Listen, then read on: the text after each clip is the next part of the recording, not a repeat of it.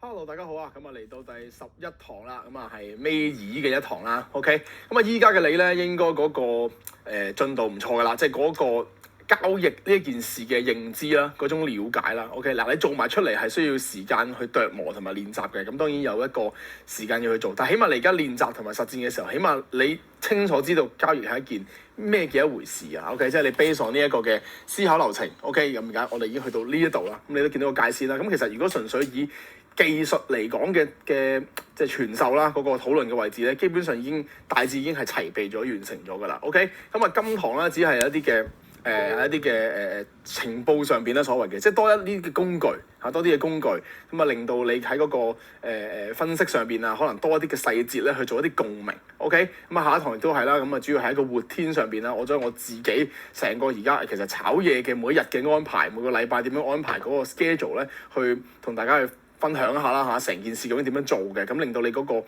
即係個參考性喺度，即係幾點做啲乜嘢，幾點做乜嘢係 details 到咁樣嘅。OK，喺個實戰生活嘅層面上邊咧，去分享俾你去參考咁樣啦。OK，咁所以其實而家嘅你咧喺你嘅練習入邊啦，起碼其實有充足嘅方向同埋焦點去做。你有冇去做咧？咁就係你自己閣下嘅一個選擇啦。OK，即係譬如我成日話你炒圖，即係練圖嘅時候，OK。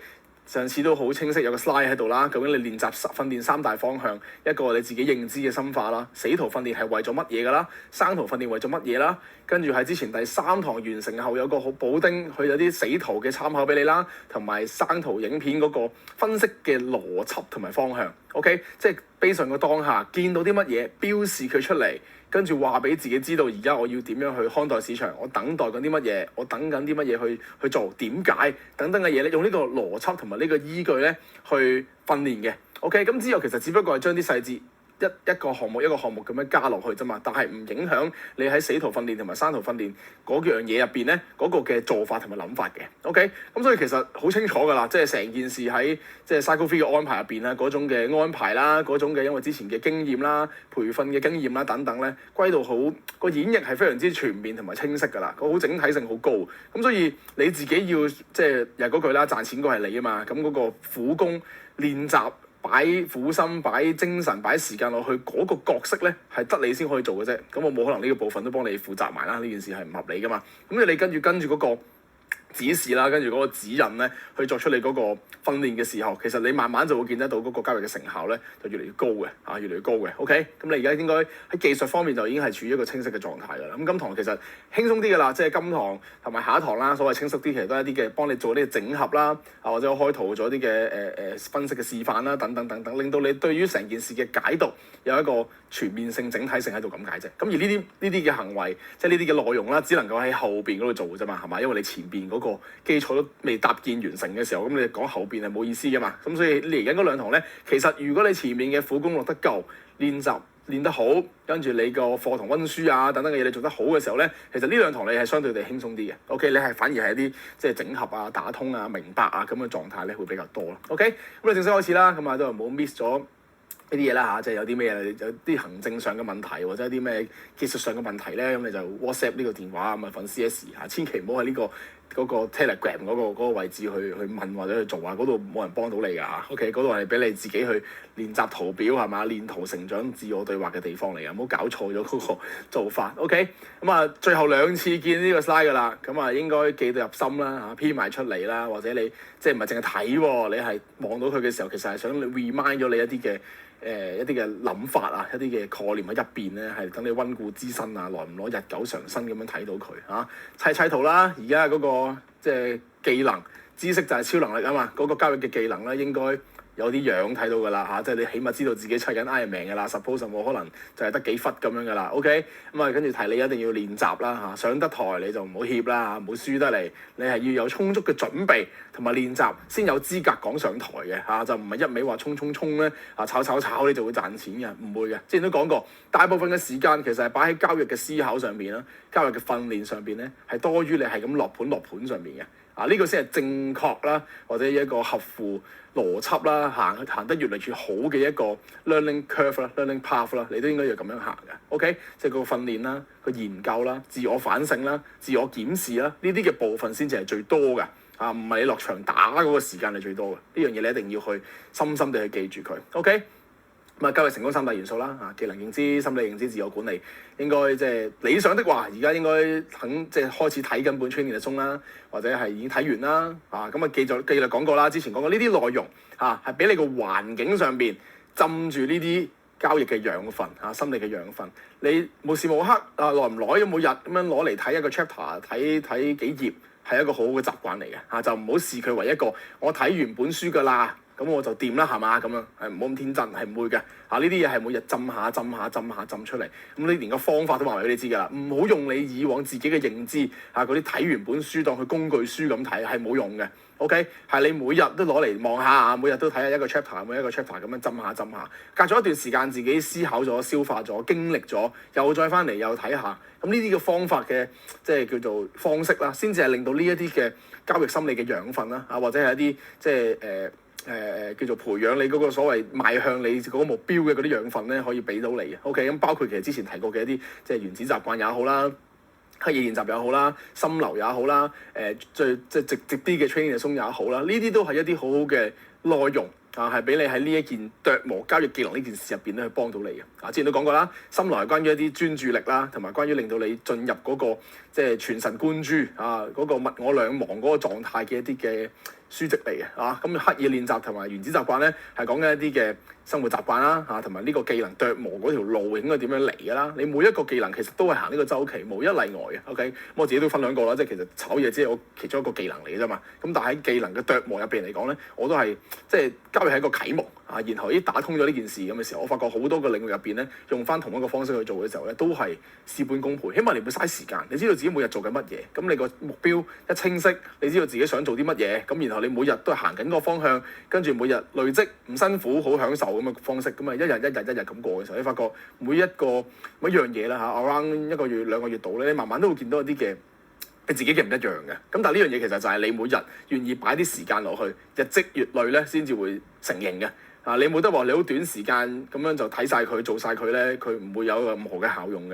呢個係人類腦部嘅機制嚟嘅，我自己認為，即係長期記憶、短期記憶、身體記憶呢啲嘢嘅機制嚟嘅。咁你就即係之前嗰條片啦，係嘛？黃霑叔叔嗰條片都講到啦，係嘛？你最緊要就係練功夫啦，咁樣同埋就係即係浸落去，即係所有嘢都係浸出嚟嘅。所有領域嘅一啲即係有材料啦，我唔中意用專家呢個字，因為呢個字好似好 fit 咁樣咁所以你喺嗰個領域入邊，你有一定能力、有一定實力嘅人咧，佢一定係浸出嚟嘅。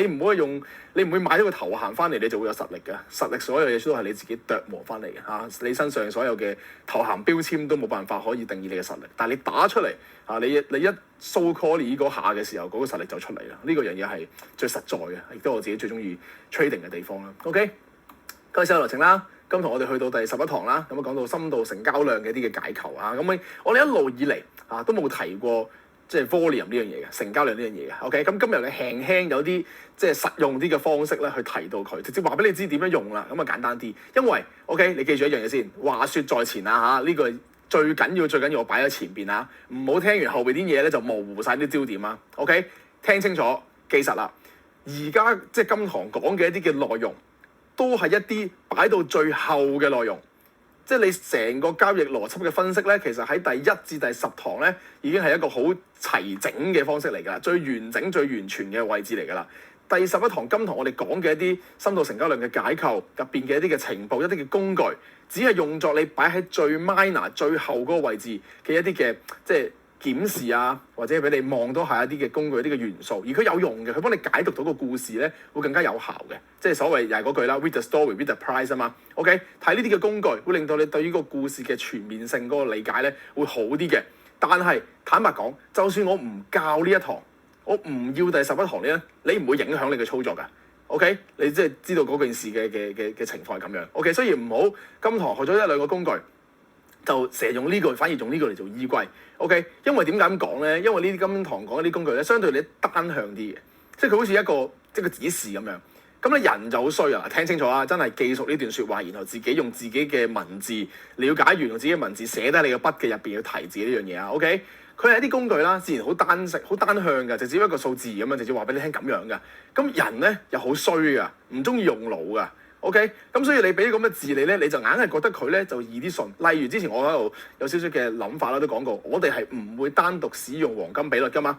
點解啊？就係因為黃金比率你一拉有個618喺度，你就可以好似好冇腦咁樣咧，係618呢個位啦咁樣。呢個唔係一個 read the story, read the price 一個叫做即係全能型啦嚇，或者我認可水準質素嘅嗰種交易分析嘅方法嚟㗎，唔係㗎。所以唔好咁冇腦地用一啲單向嘅嘢，包括你黃金比率不能單獨使用啦。其實任何嘢都不能單獨使用，你一定要閱讀成個故事嘅背景啦、合理價格位置啦、等待適當嘅根據啦。OK，啲三部曲啊嘛，同埋貫穿成個課程㗎啦。而家應該咧即係自己有一個咁嘅認知，好深度嘅認知。OK，所以今場學嘅一啲嘅工具。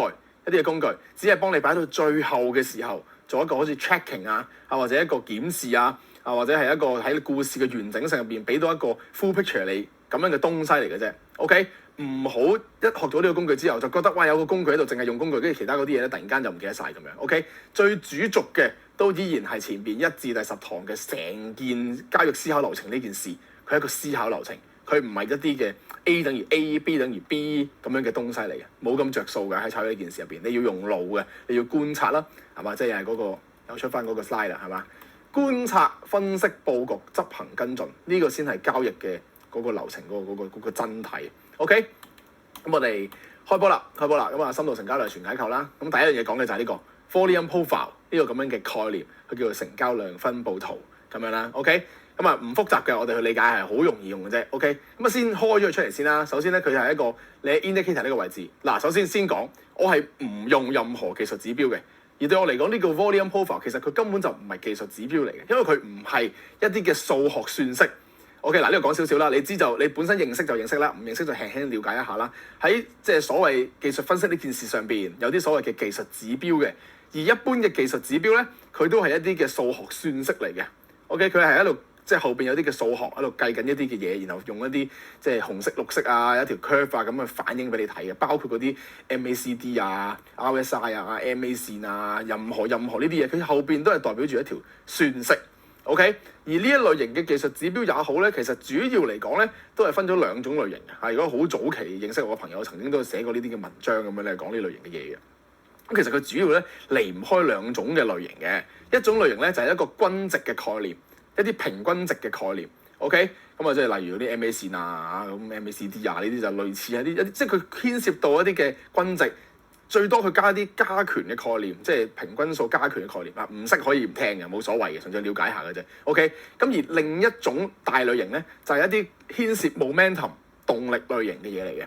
OK， 而佢哋都係用數學算式咧去代表，咁但係通常就衍生一個問題啦，就係因為每一支佢係一個譬如10幾個數列咁樣，咁但係你每一路個數一路變噶嘛，佢永遠都會有一啲嘅滯後嘅現象啦，佢冇可能好似我哋睇價格咁同步，同埋係即係用一啲咁樣嘅形式去做交易嘅，即係睇故事嘅形式啊點樣去揾呢啲嘅位置嘅形式啊，睇理據嘅形式，睇個 story， 睇一啲嘅行為，直接睇埋呢啲譬如洗倉啊、吸貨派貨啊呢啲咁嘅行為，佢冇辦法可以咁樣去操作嘅。OK， 咁但係咁所以我就唔用啦，你叫我完全冇用過任何嘢嘅。OK， 乾乾淨淨咁嘅概念嘅，咁亦都係會衍生咗好多嘅問題。總之我嘅主張係從來都唔用嘅。OK， 咁但係你心水清你會見到呢度有個 box 喺度啦，呢啲我都有3解嘅，咁就係金圖唯一講呢兩個，呢個水印就唔係技術指標嚟啊嘛，即係呢個水印嚟嘅啫，即係其實得2個，一個就係成交量，一個就係呢個成交量分佈圖 volume profile。OK， 而成交量係唔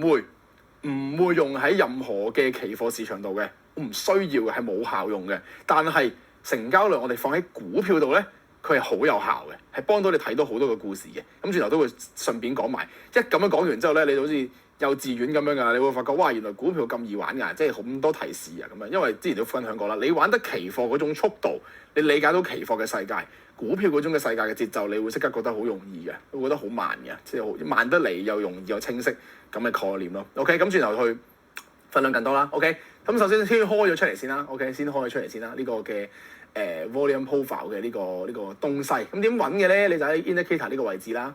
OK， 咁然之後你打呢個 section volume profile 啦，就係咁啦，即係你直接 search 呢個 section volume profile 咁樣咯。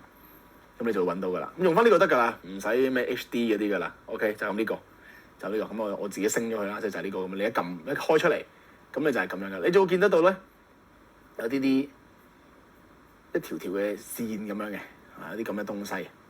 OK，一啲工具嚟嘅。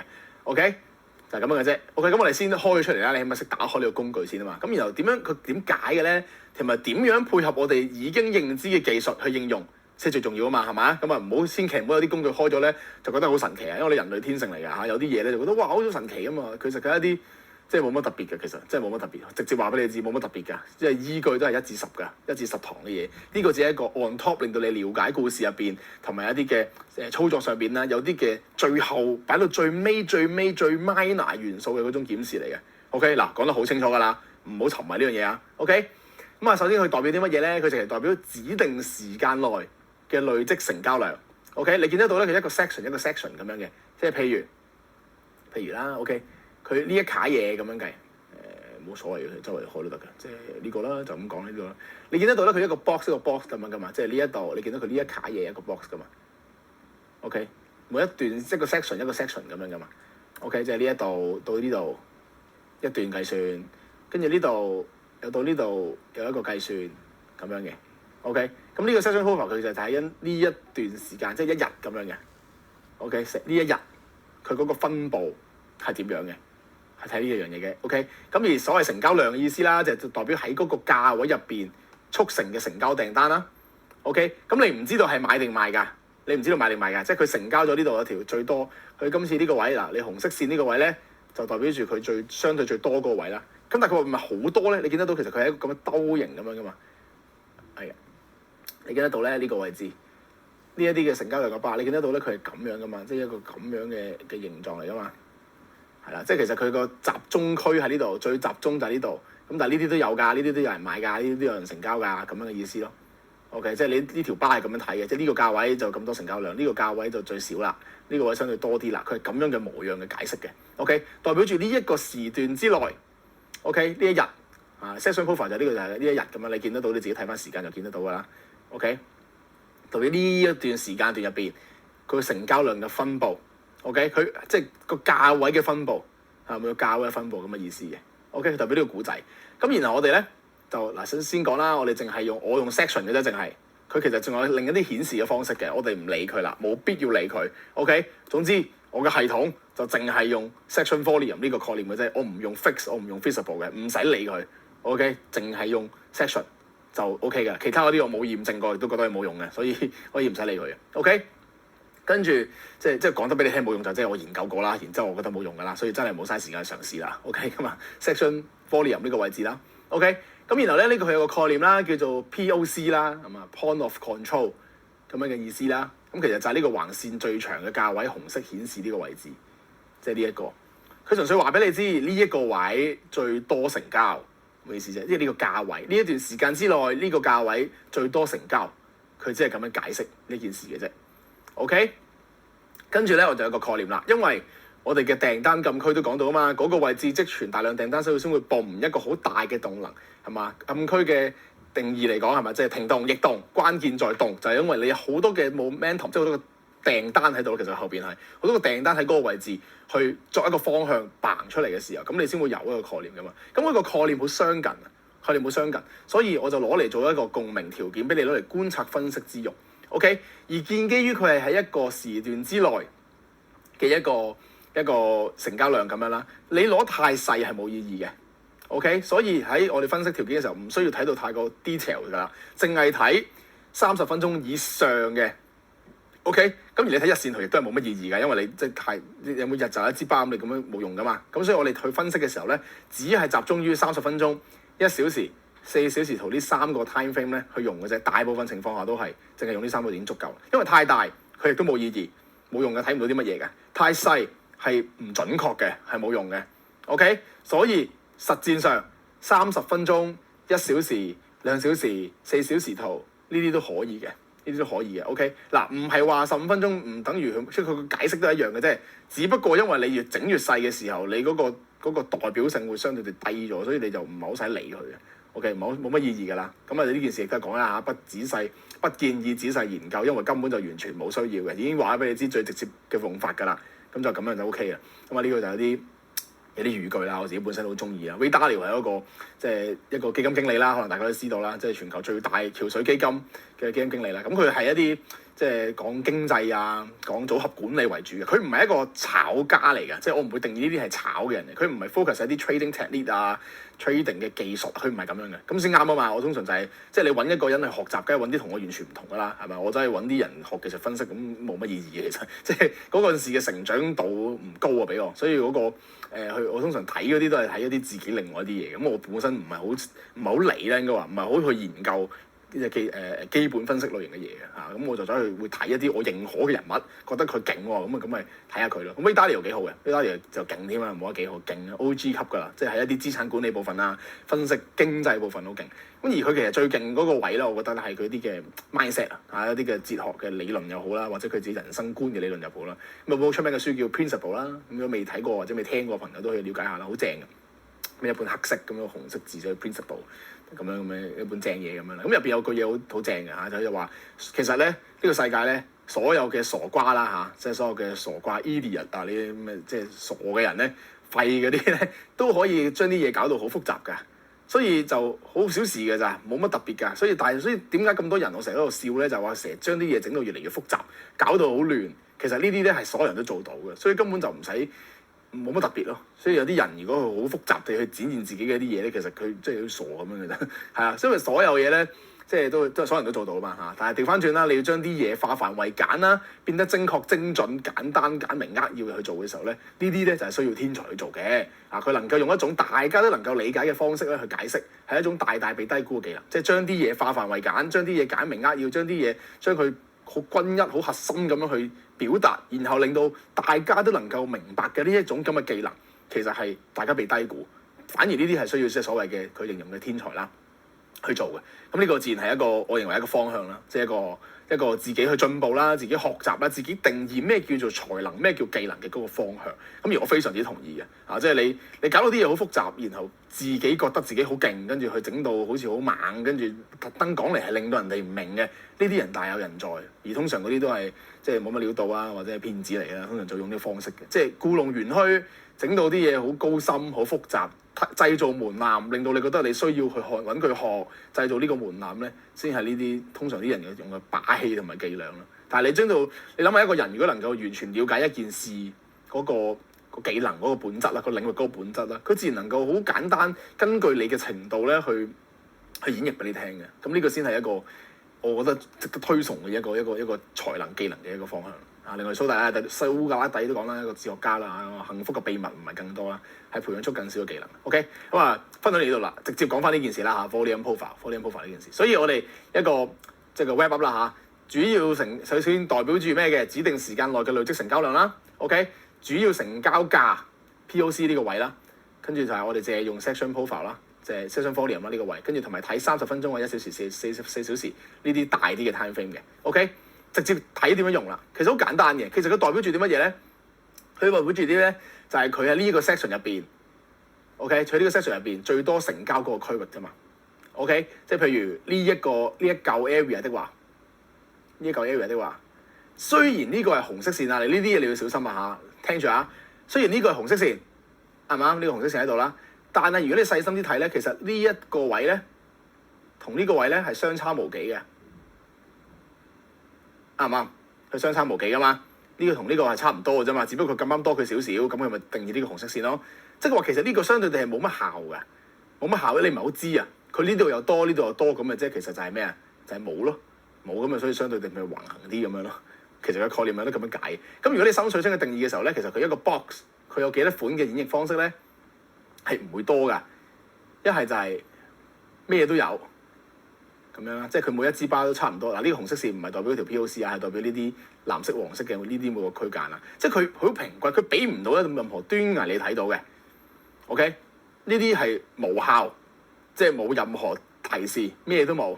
OK，咁有啲有用啲嗰啲咧，就譬如你話呢啲就用啲啦，呢啲咪用啲咯。因為佢喺呢個 box 入邊，佢其他嘅成交量啊，呢度啊呢卡嘢，我講緊呢卡嘢。OK。你如果好清楚見到喎，佢其他呢啲好明顯少啲噶嘛，佢就係得呢度多啲啫嘛。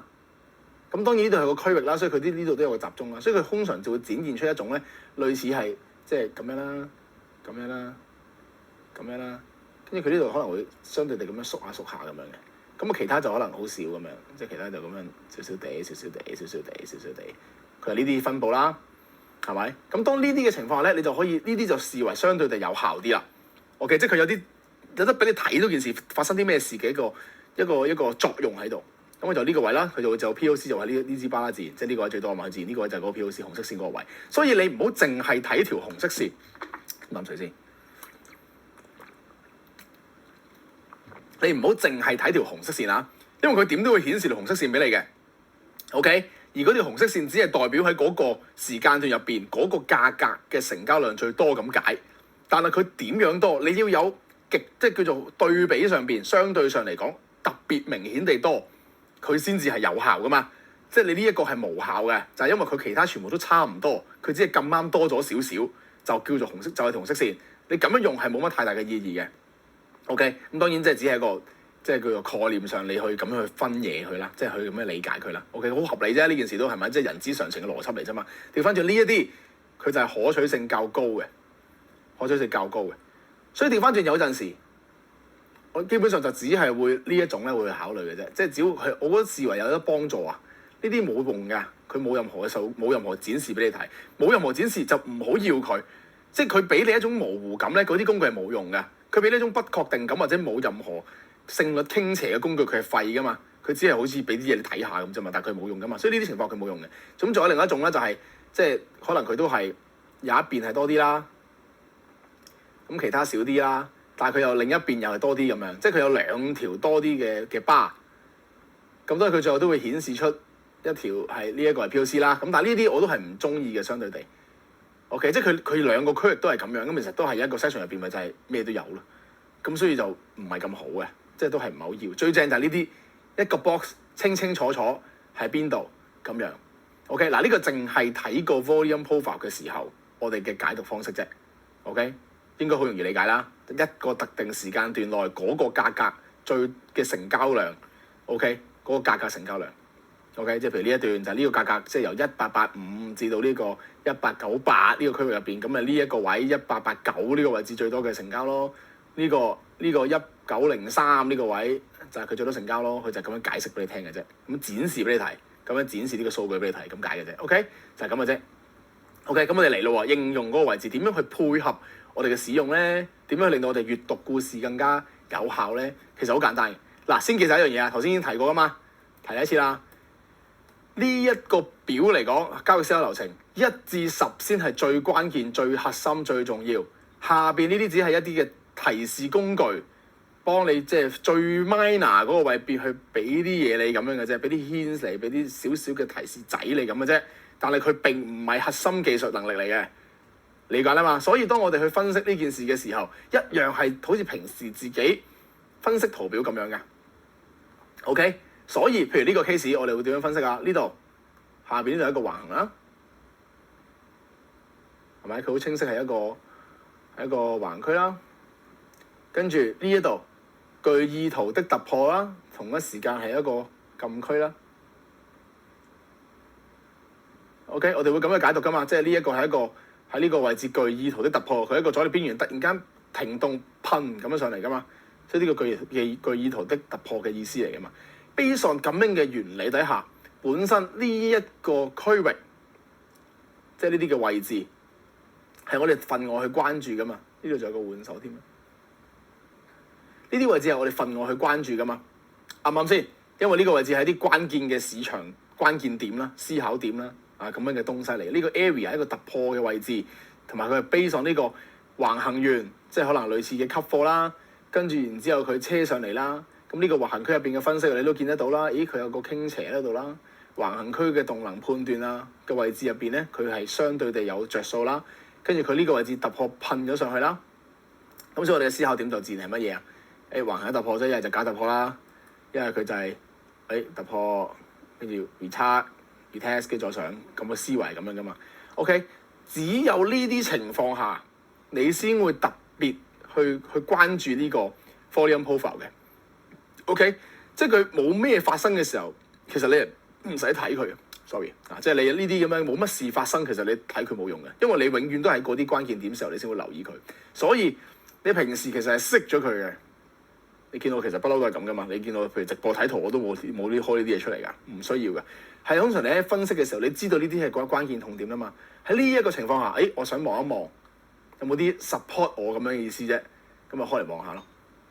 OK，譬如喺呢件事入邊，你會見到呢個節奏咯，咪就係喺正呢一個位置嚟講，呢一個係最多嘅成交嘅區跌區啦，嗰個訂單嘅位置啦。咁啊就係正正喺呢個位置嘅時候，佢就喺呢度啦，咁樣咯。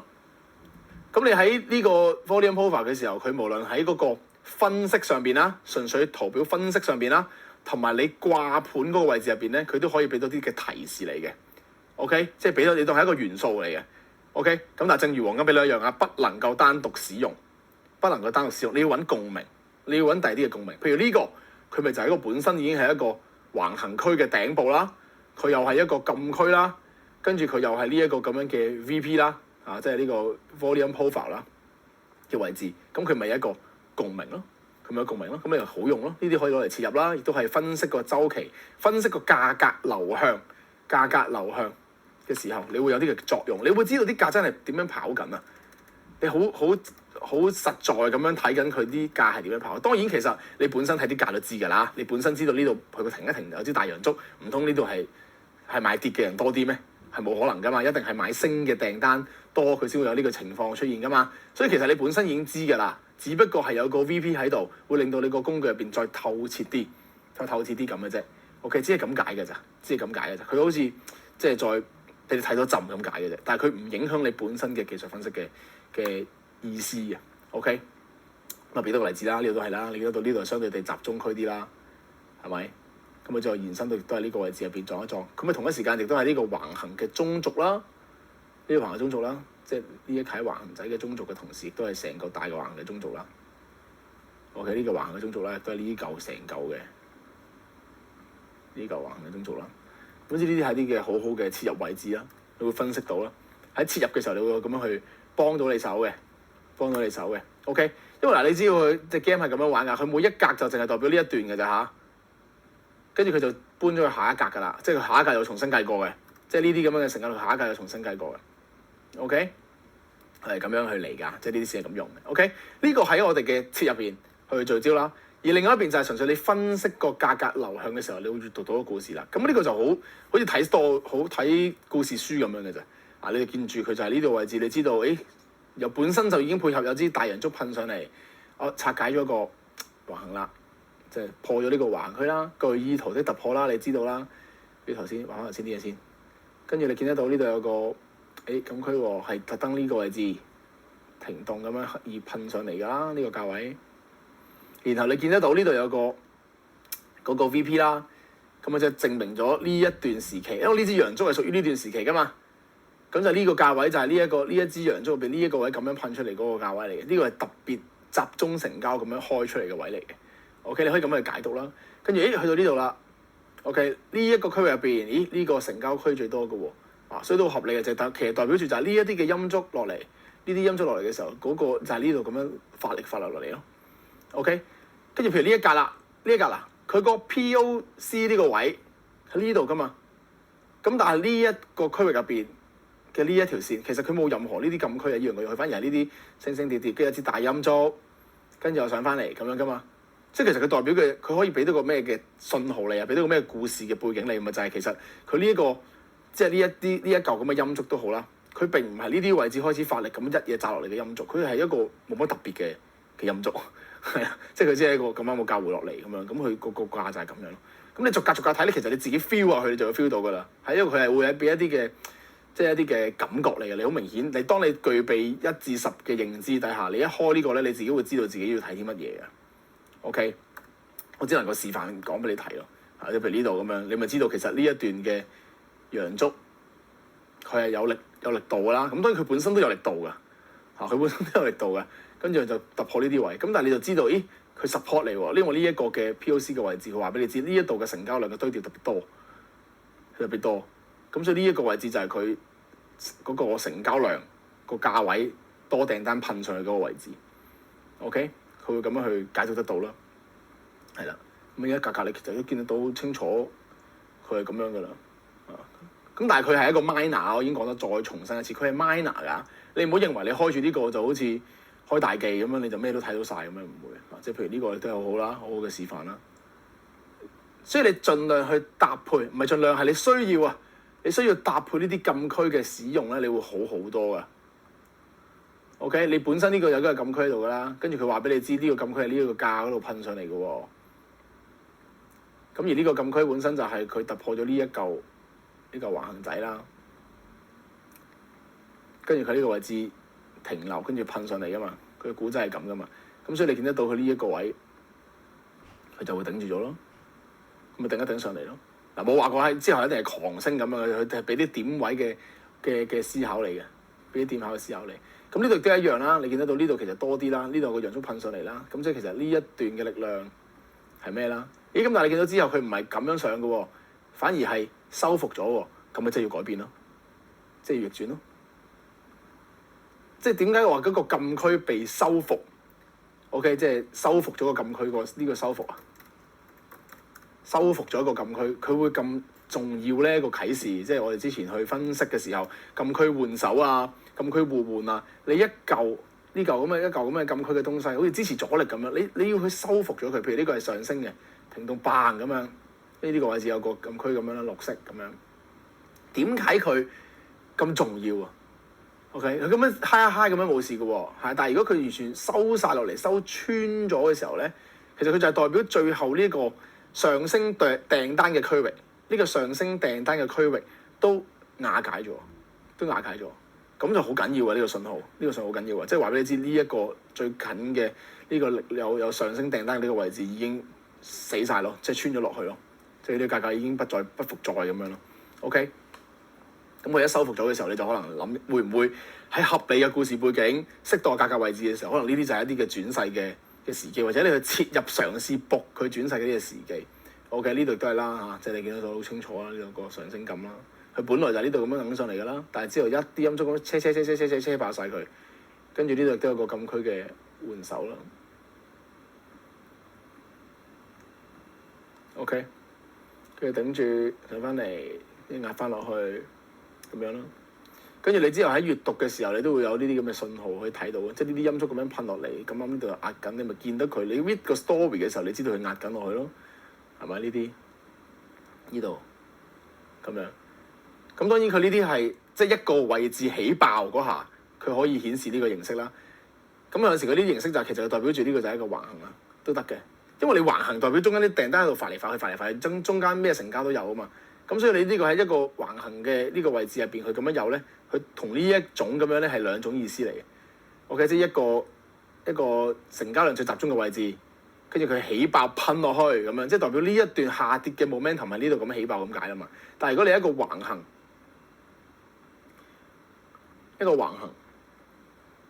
佢入邊呢度有條咁樣計啦，佢只係代表住呢個橫行入邊呢一個區域最多人咁樣啫嘛。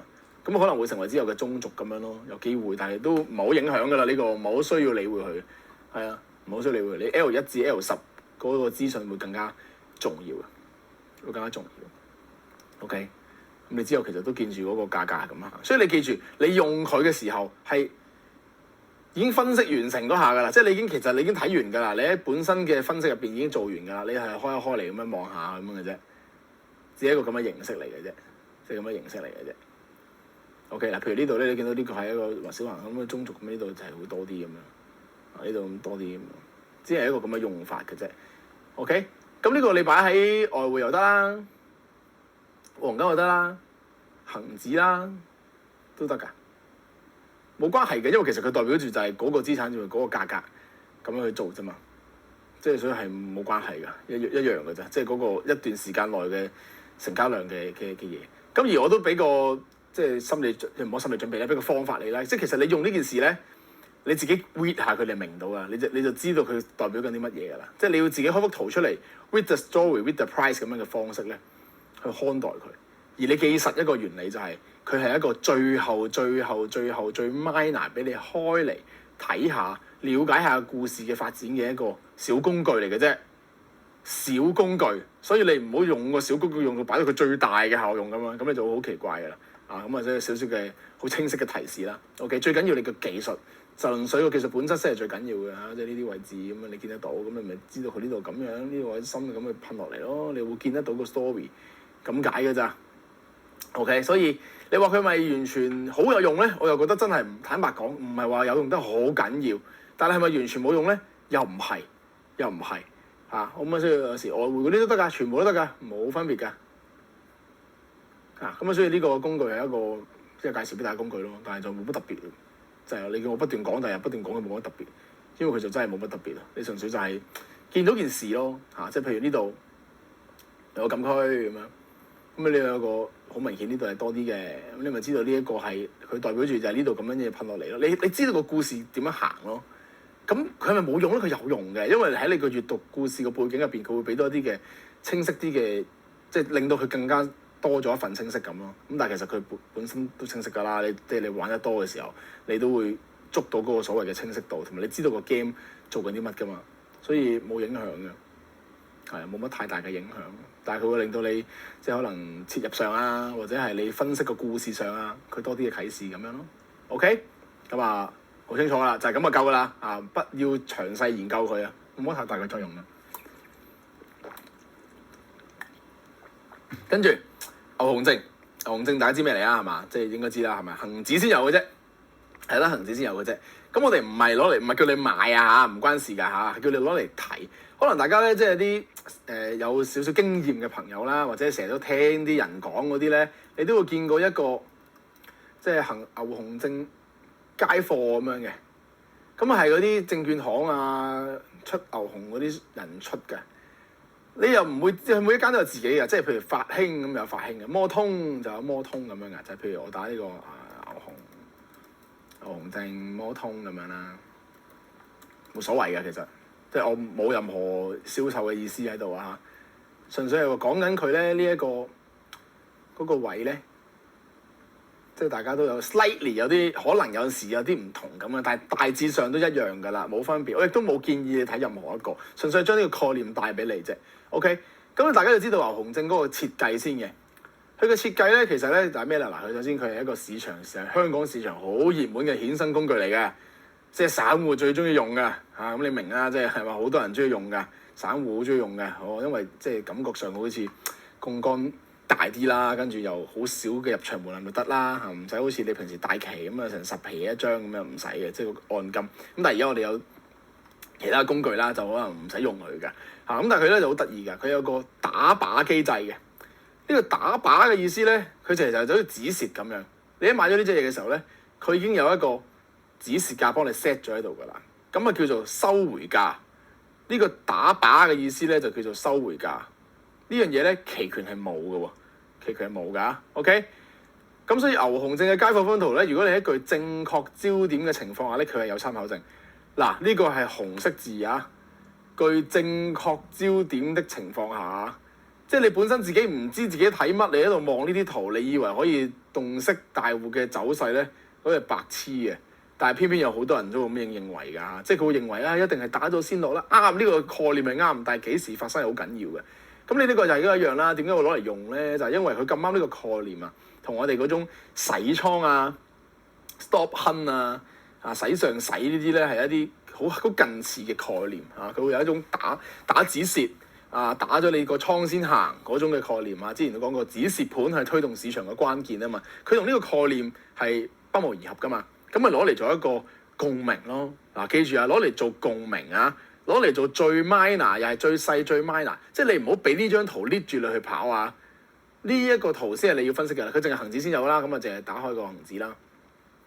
OK， 即係你一樣係做翻啲分析咁樣㗎，好似平時又嚟好似直播咁啦，平時係嘛？你要知道上邊有個魚肉啦，好清楚啦，係嘛？跟住下邊啦呢個位置成個區域有個黃金比率6:100啦，咁啱呢一個位置有個6:100啦，跟住而且咧佢係一個換手嚟嘅喎。OK， 佢呢度好清楚有一個換手啦。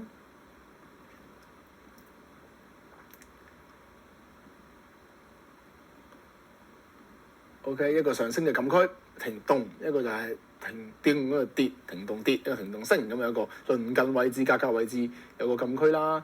咁再加埋呢度有個6:100啦。咁所以呢個位置係嗰句點都唔會睇跌㗎，點都唔會睇跌㗎，一路堅持㗎。備受風吹雨打，各種謾罵都繼續講呢個位，我從來都唔會點樣都唔會睇跌㗎啦，不斷地諗升嘅信號啊，堅持。咁我堅持唔係你硬頸啊嘛，係真係我個交易系統上邊我係咁樣應用㗎嘛，咁我咪只能夠繼續咁樣咯。OK，咁所以如果你明，你而家知道我點解咁樣講同埋點解會咁做嘅時候咧，你就好清楚知道其實我就只不過係一個即係不斷演繹緊呢件事咁解。咁但係有陣時有啲細節就冇得講啊嘛，咁有陣時咪有啲好冤枉嘅感覺咁樣咯。繼續講啦。咁所以恒指你正常你都要咁樣分析翻先㗎嚇，咁樣分析翻先㗎。跟住然之後你見得到啦，早排啦嚇有個下行震盪嘅東西啦。OK。咁嘅東西啦，咁佢係邊點咧？咪唔好重要。總之佢係一個下行震盪咁樣嘅東西，你知道佢呢度跟住突破咗上嚟啦。你心水清見到啦，我就喺度入咗啦已經。當日直播嘅時候就講呢啲位咁，我就喺呢度入埋啦。因為好清楚，呢度係一個下跌嘅禁區互換嘅概念。OK， 你知道呢度係咁樣發力落嚟嘅，呢度就係跌斷嗰陣時發力嗰個位嚟嘅。OK， 跟住佢呢度落過嚟一次，跟住佢繼續堆疊上去，最後一嘢突破上嚟，具意圖的突破。OK， 而成個 story 啊，第一呢個係一個橫行區啦，所以睇 story 好緊要，你要去閱讀故事。炒嘢係一個睇故事嘅遊戲嚟㗎。呢度本身有一個橫行區啦，呢度好明顯係一個好強勢嘅一個突破啦。咁而你成個背景入邊，呢個係4小時圖級別嘅下行震盪嘅下緣啦。下行震盪係咩嚟㗎？佢係橫行嚟嘅啫嘛。咁喺一個橫行底嗰度去做呢啲嘢啊嘛。咁你梗係傾向呢度已經知道係一個好嘅信號啦。而且佢係周線圖級別嘅大位嚟㗎。周線圖級別嘅618。咁佢換手等等嘅大位嚟，所以你呢個位點樣你都係用我哋嘅方法喺入邊去揾到啲嘅理據咧，俾你去做上㗎，一定係咁諗先㗎，你一定有着數咁樣諗嘢 ，OK？咁然後所以當日嘅時候你都好清楚啦，係咪呢個係最近升段，又係嗰啲技術啫嘛，最近升段618，同一時間係禁區嘅互換，亦都係前邊嘅啲低頂嘅啲位置啦。咁所以呢個好清楚嘅位置，加個0.618，再加所有嘢，又係呢個橫行嘅頂部咁樣，即係呢個位，你識睇嘅時候，你一定係知道攞嚟最好嘅切入㗎，明唔明白啊？係啊，係咪？所以有得解嘅，有得解嘅，有啲嘢有得解先好玩㗎嘛。OK，咁你自然就係呢啲位咯。午市嘅時候嚟嘅2點半係一個好好嘅轉勢嘅時機啦，喺平時日內交易 day trade 世界嘅時候嘅恒指啦，我哋下一次會講得更加詳盡啊，喺第12堂嘅時候。OK， 跟住啦，係咪？你平時自己已經可以做呢啲咁嘅交易啦。睇咗上嚟先，咁而家就 risk free 咗㗎啦。你行到咁已經可以 risk free 啦，係咪？因為你之後嘅發生嘅故仔係咩嚟㗎？你都睇到啦。呢個突破完，跟住呢個有個小喇叭啦，小喇叭係真係個小喇叭啦。喇叭都係咩嚟㗎？喇叭都係橫行嚟嘅，跟住呢度有個突破啦，呢個突破咗呢個橫行嘅頂部啦，做咗一個嘅回踩啦，跟住再上嚟啦，所以暫時仲係堆疊緊㗎，係咪啊？升跌升，跟住時間調整，震，再突破，踩一踩又升，佢暫時都係做緊啲 set 嘢㗎，係咪 ？hi， 跟住同埋個結構上個故仔係啱啊，所以暫時咪繼續係好咯。OK， 咁而你呢個概念都好清楚㗎嘛？如果呢個位置係一個底部要上嘅時候 ，OK， 我哋用周線圖級別嘅咁啊打平頂咯，第一個平頂呢度啦，突然間俾佢分析恒指添，冇問題嘅，一樣嘅應用翻啲技術，之前都講話後邊嗰啲咧開始有啲應用為主嘅嘢，係嘛？呢度啦。講咗好耐嘅226啦，呢兩個都係我哋潛在去思考個位置啦，係咪？咁但係呢個係個目標嚟啫嘛，係咪？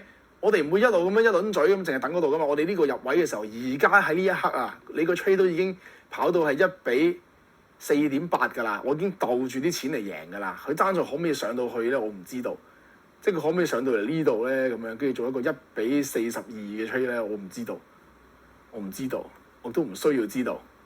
係啦，一路減倉咁樣減翻嚟嘅啫。之前已經試過一波做1比20幾啦，呢啲嘢唔係冇可能嘅。但係我哋唔好咁老衝，我哋都要為佢分析嘅。OK， 雖然個目標喺嗰度啦，我哋淨係清楚自己嘅止蝕啦，咁已經可以推盤啦。因為呢個位你唔會落翻嚟㗎，你唔落翻嚟㗎。你落翻的話，你就自然再揾機會，但係你唔會俾個風險佢嘅，因為你已經贏緊1比4點幾嘅，所以你冇可能俾翻佢。咁當然你一關關睇啦，即係譬如呢度支持阻力咯，譬如呢度呢一段跌段嘅618，同一時間喺呢個禁區。而呢個禁區同一時間都係呢個時候當時突破落嚟嗰個位嚟嘅，係咪？呢個時候突破落嚟嗰陣時，呢嚿嘢呢個頭，呢個頭係咪有個少少好似頭肩頂咁嘅東西係嘛？呢度有個頭突破回踩飛落嚟爆開佢，而當時呢個位你都見到㗎，好清楚㗎，下跌金個意圖突破 ，OK。俾你618掹上嚟 ，OK， 同埋呢度一嘢車落嚟，有個禁區個意圖突破發力位，跟住呢個618掹上嚟，跟住再落咁樣噶嘛，好清晰嘅故仔噶嘛，所以呢個位亦都係 valid 嘅 ，OK， 咁所以你成隻 game 好清楚噶，你而家行到呢度，你知道你第一關喺邊度啊？第一關純算數學上個把尺俾你呢度，負0.618就係清咗呢個頂啦，跟住負1就係呢個頂啦。就係呢個頂嚟啫嘛，咁你可以去到呢啲位置你減倉㗎，減少少咁樣或者推盤啦。OK， 推盤的藝術有個能量掣俾你去考量啦，你自己去考慮呢件事啦。OK， 咁你考慮嘅機制同一時間都係上面個空間仲有幾多啦。OK， 咁你一格格咁樣去推咯，但係你起碼你睇下你個入點咁樣玩嘅時候，你最近嗰啲啊，我都打到1比4點幾咯。咁你隻 game 冇得輸嘅喎，即係當你知道自己做緊乜嘢 ，read the story, the price 一步一步咁去拆解嘅時候，你冇得輸嘅，真係冇得輸嘅。OK。跟住你遲啲可能落翻嚟，好咩都好，你唔使理佢噶啦，因為你推咗盤，你等待去結果派發咯。但係到達適當嘅時機，你就減倉。到達紅色線呢個支持阻力嘅位置，或者到達頭先大圖618加禁區嘅位置，減啲倉咯。因為佢可能喺上到嚟呢度嘅時候，跟住佢落嚟踩一踩，跟住又再嚟咁都得噶嘛。咁你到時呢啲嘅時候，你自然會出現新嘅買點噶啦。新嘅買點就係新嘅交易，就新嘅切入。你前邊買落嘅推咗盤嘅，就擺喺度放飛自由 ，let the profit run。短炒變長揸 ，OK？ 一般人認知短炒變長揸就係溝貨啊，輸到趴喺度啊咁樣噶嘛。我哋炒嘢嘅世界嘅短炒變長揸係好正嘅，就係細圖 time frame 切入，行啱嗰個量度嘅目標嘅時候，已經到啊，已經賺緊好豐厚嘅利潤嘅時候，食部分，食半留半，食3留7，食7留3，據乎能量制去考量，然後推盤，等待佢 bonus 結果分派，完全唔使理佢噶啦，跟住就等下一個關，等下一個位置就減啲，用減倉嘅方式去應對嗰啲嘅倉位。有新嘅波動嘅回調點嘅時候，自然有新嘅交易理據，有新嘅條件，到時咪又再切入咯。每一次嘅交易都係一個獨立交易，呢句説話記住佢。每一個交易都係一個獨立嘅交易，而交易生涯就係你成千上萬個高質素嘅獨立交易而成。你成個 trading career 唔係一個 trade 完㗎，唔係10個 trade 完㗎，係一路行落去嘅。但係你每做一個 trade 嘅時候，就係一個 one good trade 嘅概念，做好每一步。跟住你要有你嘅 trading schedule， 之前都分享過呢個概念㗎啦。跟住就係你嘅 trading career，佢係一個大包細嘅概念嚟㗎，交易如人生。OK， 咁所以我哋而家講最細節嘅切入係 one good trade， 係講做好一個交易。你如何地執行一個交易，即係講緊呢件事。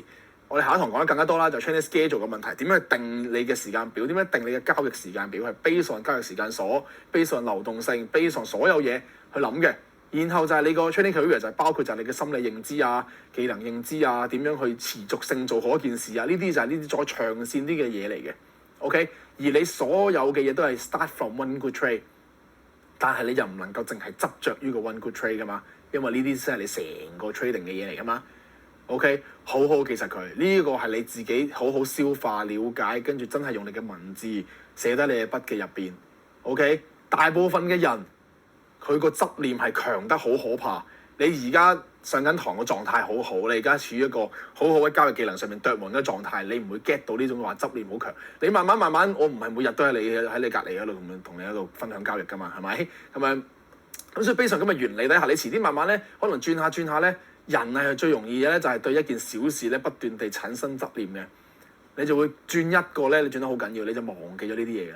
但係呢啲嘢反而係好重要，其實佢三樣都好重要嘅，三樣都好重要嘅，所以就三樣都好緊要咯，係啦，冇得俾你去 miss 咯。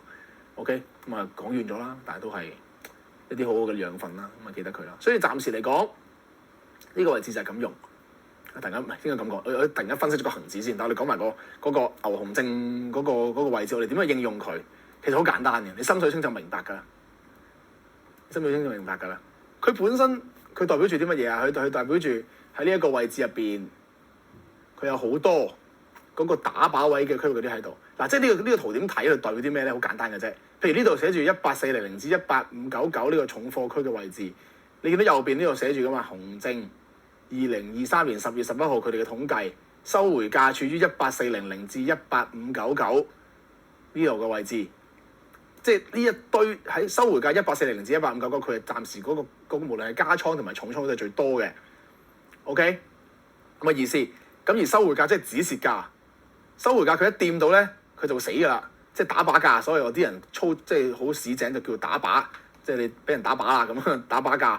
咁而佢呢個收回價嘅市值其實就等於佢止蝕價嚟嘅，即係佢一 hit 到呢個位咧，佢呢張嘢就會死㗎啦。OK， 咁咪同我哋嗰個洗倉啊、打止蝕推動嗰個原理一樣咯，或者打錢嗰個原理咪一樣咯。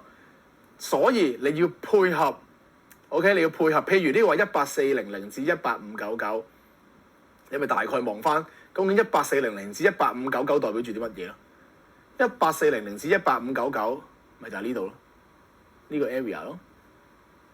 呢個18400，嗱呢個 HK33啦，佢唔係一個 exactly 嘅恆生指數期貨啦，但係唔爭得遠嘅，唔使咁執着嘅，冇分別嘅成件事，又唔係一點嚟嘅。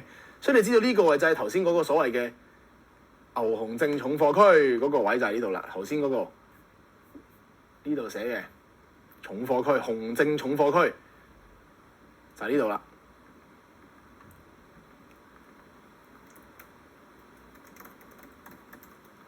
熊打靶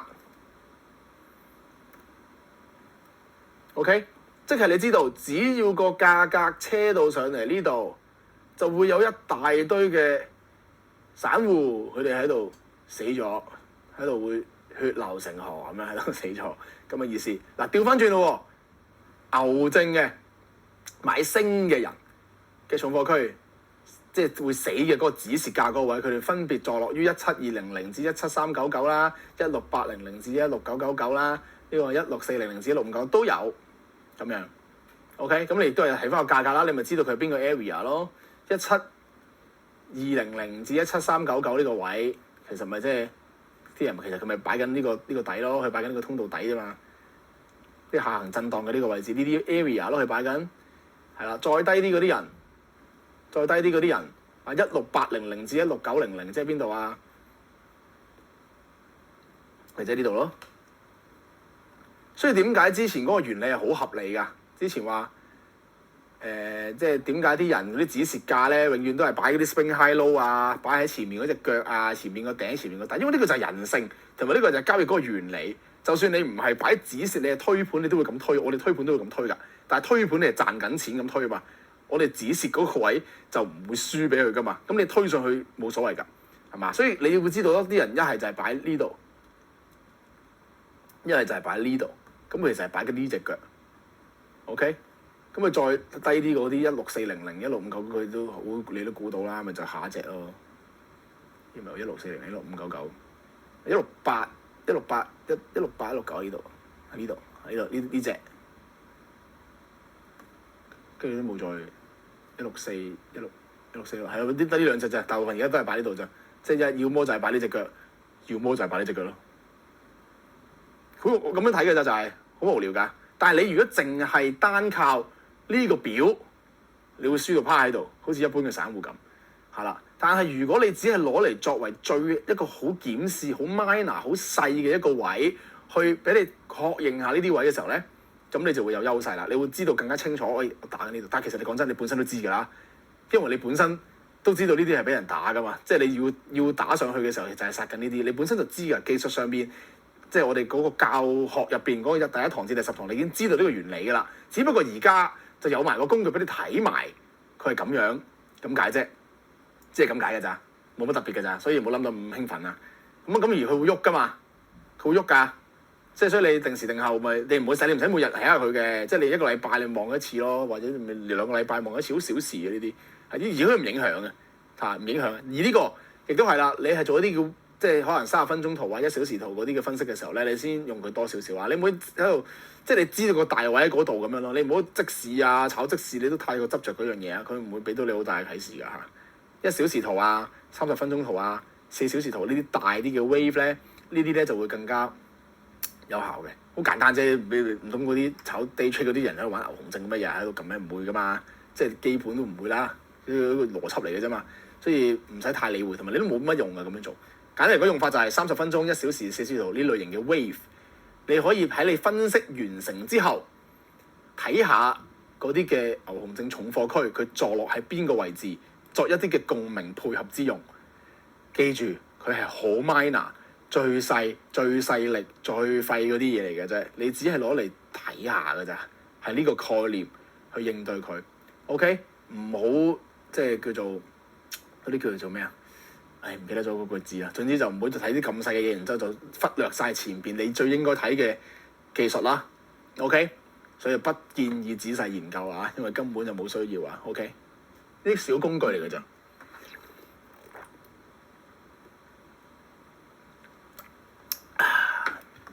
好，繼續，最後啦，呢個股票落去度，係啊，我用好短嘅時間就會將一切股票嘅應用都話晒俾你知㗎啦。OK， 我冇啲咩股票班嗰啲嘅，我冇呢啲嘢嘅，因為期貨我嘅形式嘅期貨方式根本就已經係價格交易買賣嘅所有嘅本身核心，所以其實你擺任何地方，只要佢成交量足夠就走。所以你呢個所謂股票價量關係咧，都話説在前啦嚇，細價股冇用嘅，細價股唔係咁玩嘅。世界股係另一種炒法嚟㗎，莊家股、細價股、殼股、咩妖股嗰啲嘢咧，你又唔好話佢冇得贏，係你佢嘅規矩唔一樣，人哋嘅遊戲規則係唔一樣，咁我冇諗過教，咁但係呢個係人哋遊戲規則係唔同，所以話俾你知，你唔好用而家我哋玩緊嘅遊戲嘅規則擺喺一個唔適合嘅戰場嗰度。但係即係嗱，坦白講啊，我唔覺得嗰個戰場係賺唔到錢嘅，佢有佢去賺錢嘅規律，佢有佢賺錢嘅方法，咁解嘅啫。OK， 咁所以我哋唔好用我哋嘅戰場喺邊度？成交量充足、深度夠嘅戰場。OK， 包括最正嘅期貨係天堂、外匯、黃金、指數，細一格嘅股票都唔錯嘅，但係你要中大型以上。OK， 中大型以上嘅股先至合理。OK， 細嘅唔 work， 細嘅唔 work。OK， 好清楚㗎啦。咁啊，股票價量關係咩嚟嘅咧？好簡單，我哋了解呢樣嘢嘅時候咧，我哋就好容易玩嘅就股票隻 game。嗱，建基於你了解咗頭先 L1 至 L10 嘅技術嘅框架同埋嗰個底蘊啊 ，OK？ 首先我哋先知道一樣嘢啦，好似好廢咁啊！優質股票嘅潛台詞其實就係升嚇，因為優質股票代表咩？優質公司啊嘛，即係咁啊！優質公司咁咪每年有人同你喺度砌開會做嘢，跟住佢賺錢，咁啊咪有業營，即係佢個本質其實係咁噶嘛。跟住營運好好，業績唔錯，咁啊隨住每年每季咁咪慢慢升下咁樣咯。咁其實係一個咁嘅 story 嚟噶嘛。咁或者有一季特別勁，啲新技術突破，有啲憧憬，咁有呢啲嘅因素喺後邊噶嘛。event driven 嘅啲東西啦，咁佢就會咁樣。咁所以優質股票全部就係升，優質嗰啲先係啊。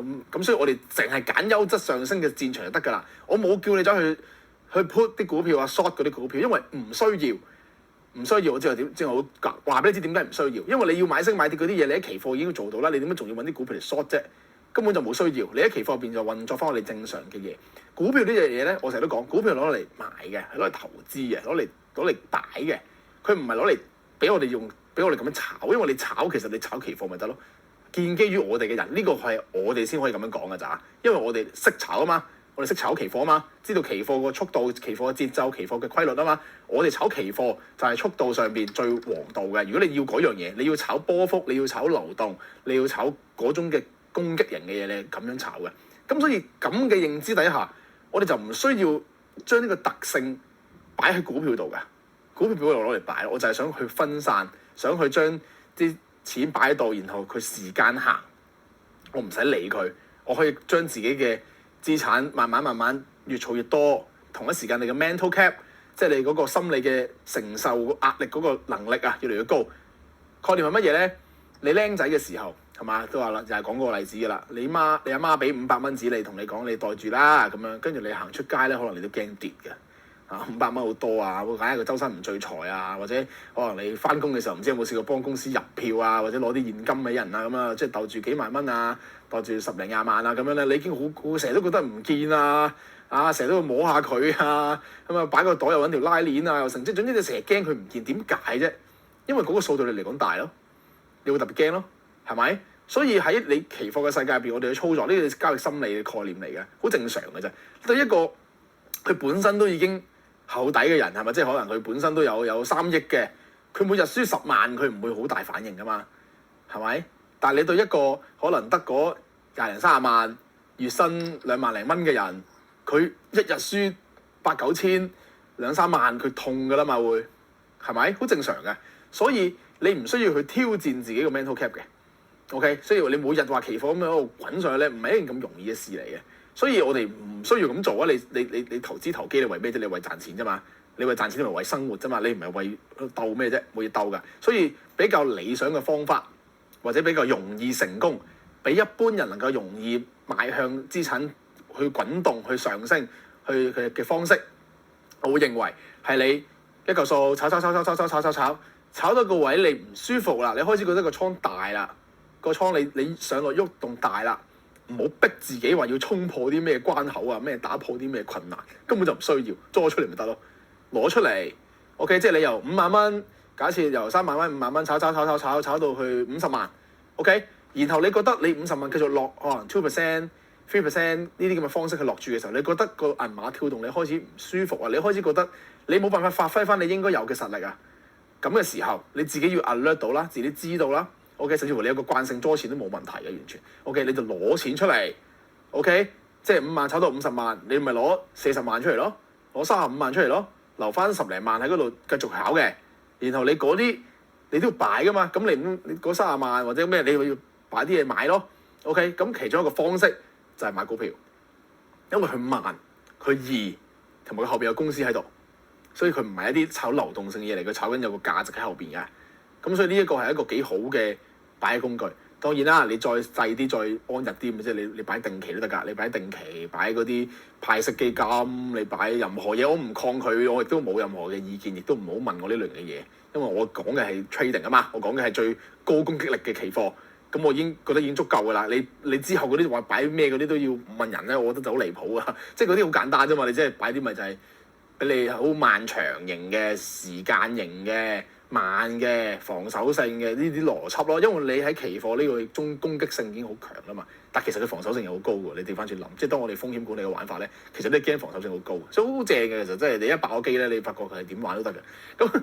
咁所以你股票係其中一個擺位嘅方法啦，一個地方啦。咁所以我哋都要知道咁點樣睇啊，點樣儲啊，點樣儲佢會比較好啊？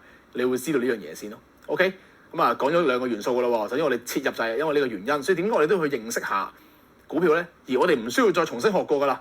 你用翻你自己，我哋一路以嚟用翻 L1 至 L10 嘅所有認知就得㗎啦。只要隻股票唔係世界股，唔係莊家股，唔係殼，唔係成，佢係一隻正常嘅中大型股票，佢就會反映翻晒我哋一切學嘅認知㗎啦。喺日線圖或者4小時圖啊，你唔好喺啲太細嘅圖嗰度睇啊，因為成交量不足啊嘛。你太細嘅圖成交量不足咯，你大啲嘅圖成交量都係咁翻上下啊嘛，咁就 OK 㗎啦。日線圖4小時都 OK 嘅 ，OK。記住啊，咁樣個原因啊。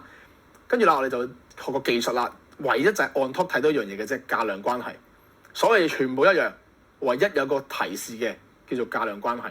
OK， 股票嘅成交量極具參考性啦，可以判斷價格嘅升跌嘅所謂真偽。究竟你真係升定係假升咧？咁樣個概念。OK，個概念係咁樣嘅。如果佢有成交量的話，就即係佢 support 嗰段嘅走勢。佢冇成交量嘅時候，即係佢唔 support 嗰段走勢。咩意思？即係譬如佢升，但係佢升到冇成交嘅，即係其實個成交係唔 support 呢個走勢。嗱，冇嘢㗎，佢即係話佢即係個概念上咁理解嘅啫。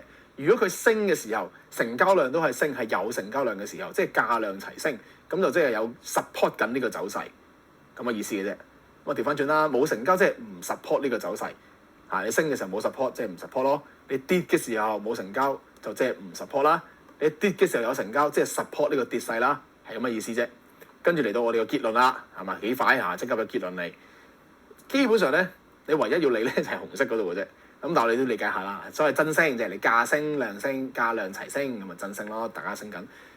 假升即係唔係咁好嘅升，不支持走勢嘅升就係你價升但係量跌，但係係唔使理佢嘅，其實唔使理佢嘅，你只係 alert 到就得㗎啦。但係你唔會話沽出咁樣，你唔需要㗎，你真係知道就得㗎啦。因為你價升你都係升緊㗎嘛，你個價都係多緊，你啲錢都係多咗㗎嘛，咁你做乜理佢啫？你唔有佢唔 support 咯，即係佢有佢唔 support，佢有佢升，總之係個價 ，OK， 價先係一切嘅核心，佢個量即係一個量，但係個量係唔影響你張單嘅。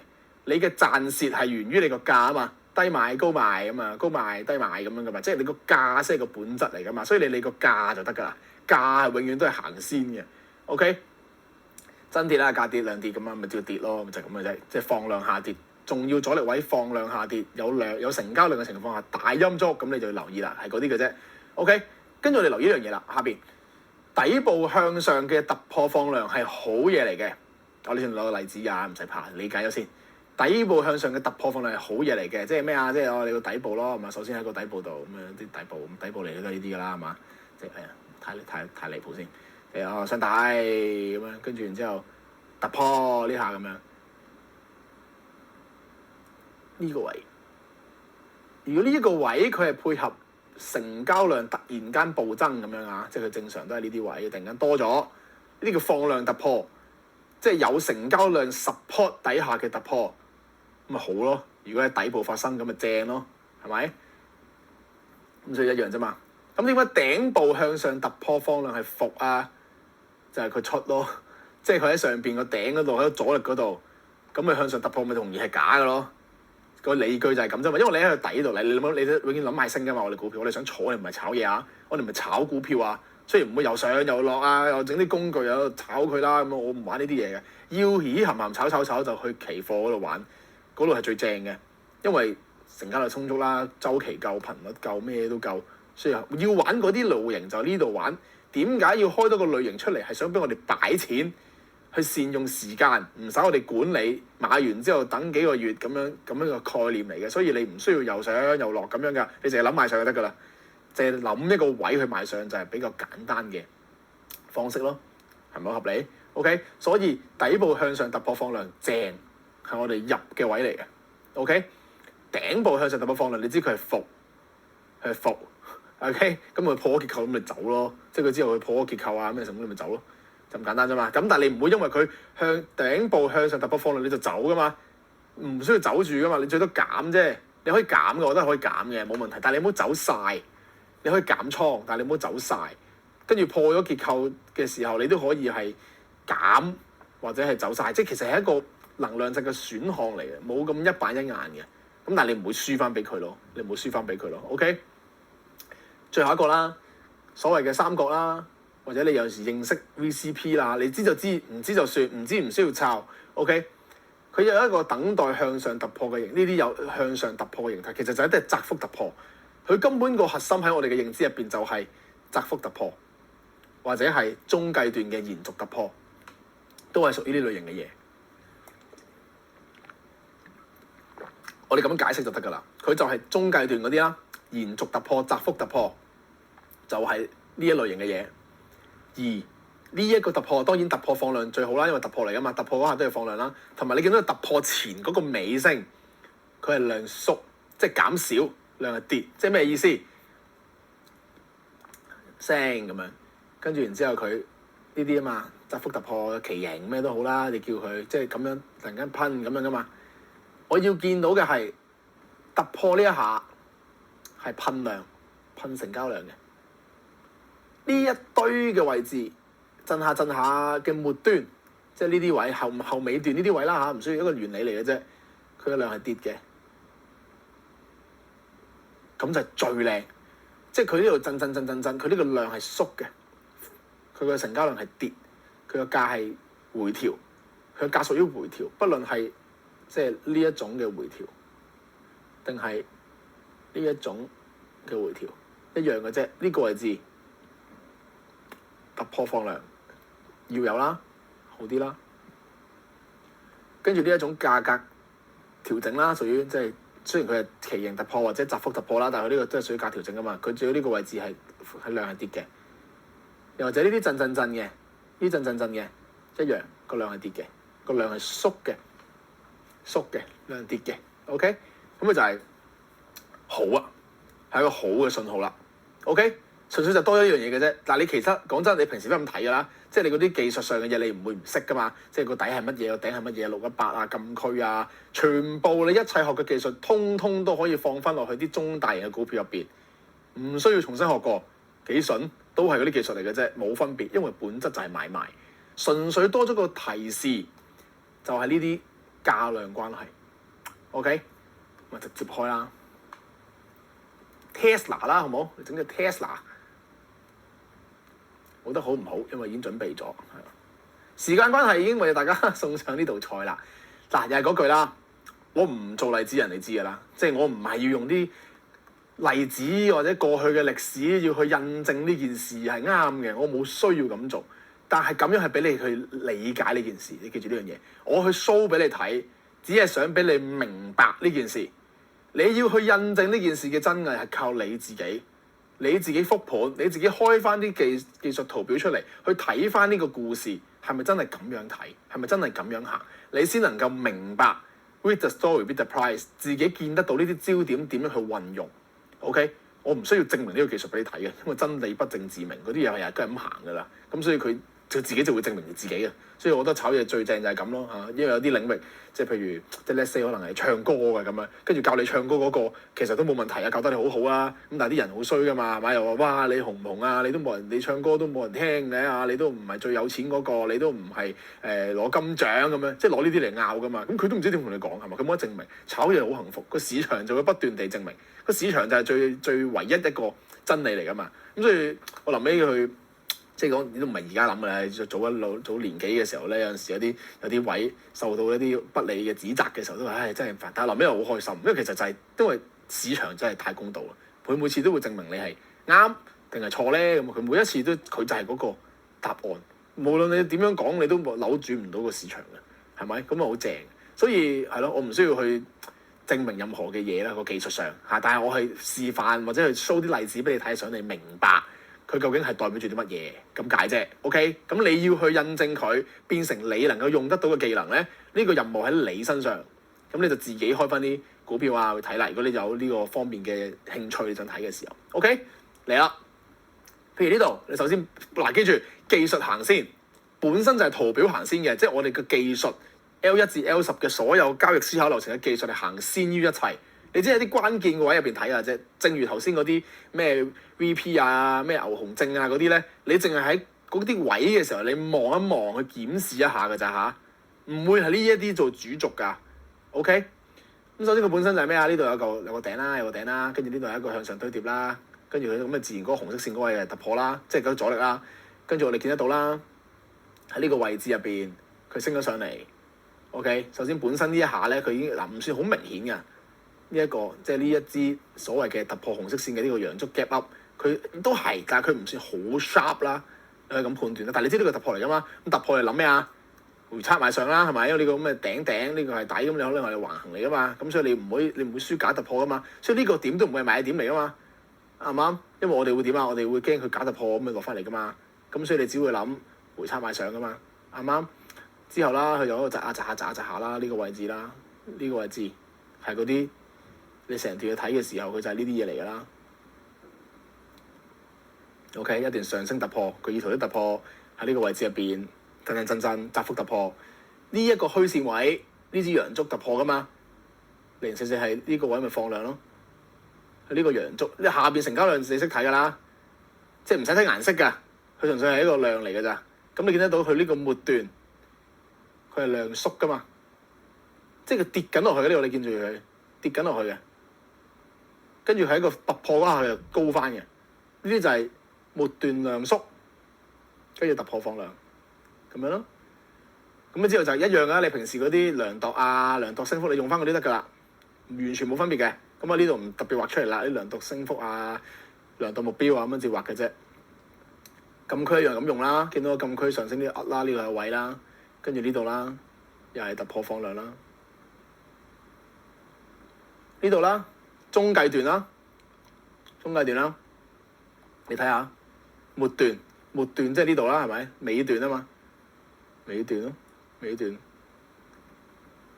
量縮突破放量，而你唔好去 predict佢，其實你係發生嗰點嘅時候睇翻轉頭啫嘛，即係你發生咗個突破啦，你就開個成交量出嚟，睇下呢個突破係咪一個突破放量嘅突破，同埋前邊係咪量縮啫嘛？你係咁樣諗噶嘛，所以係好簡單，即係你唔使每日都睇下佢啊，每日都研究下啲成交量咁啊，咩白痴啊唔使噶。你因為你本身個技術焦點就係你知道個買點喺邊度噶嘛，我哋有清晰嘅入市條件、清晰嘅買點，知道點樣買嘢噶嘛。所以你係出現嗰個買點嘅時候，你打開個成交量望下前邊嘅故事係咪發生一個你想要嘅合理故事，你決定買唔買，就只係咁樣啫。你唔使每日都喺度睇個價量關係㗎，冇用㗎。OK，所以好多人就係日日都做緊啲好冇用嘅嘢㗎。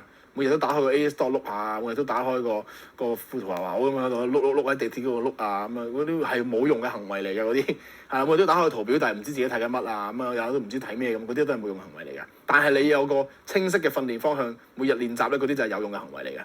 OK， 就呢度啦，係咪？末段咪量縮咯，正嘢咯，突破嗰刻嘅時候放量啦，佢零舍高啲咁樣放量咯，正咯。OK。跟住呢度嘅上升啦，呢度嘅上升冇乜特別啦，雖然佢冇嘢，呢啲就冇乜特別嘅。咁但係呢啲譬如突然間有支高啲嘅，咁咪即係有成交量咁嘅意思咯，冇乜特別嘅，唔使睇啲乜咯。跟住之後啦，都冇乜嘢啊，跟住又係一個橫行啦，又係一個橫行咁樣，即係三角形咁樣掂。呢度啦，佢頂部放量突破就係放量呢度啦。咁但係呢個我哋唔會買嘅，唔會買點解啊？驚價突破嘛。你頂部放量，你呢一刻你唔好理後邊咁矛，我哋本身唔知噶嘛，我哋就得呢支巴啫嘛。你突然間頂部放量呢個係伏嚟㗎，頂部放量突破係伏嚟㗎，我哋唔會攞嚟買㗎，反而係減啊咁樣嘅成嘅概念嚟嘅。咁之後其實呢個所謂嘅伏都暗示咗之後就係一個橫行啦。OK， 佢頂部呢度放量突破 ，OK， 跟住呢度咁樣升上去，跟住佢放量下跌呢個位。呢啲大陰燭係有量噶嘛，咁咪有個動能抵消嘅概念喺度咯。咁咪之後就變咗個橫行啦。咁頂部橫行，你可能估派貨噶嘛，係啊。咁你之後就你知道佢唔好噶啦，即係呢件事就升嗰個位，佢咁樣放量向上突破，跟然之後佢放量下跌。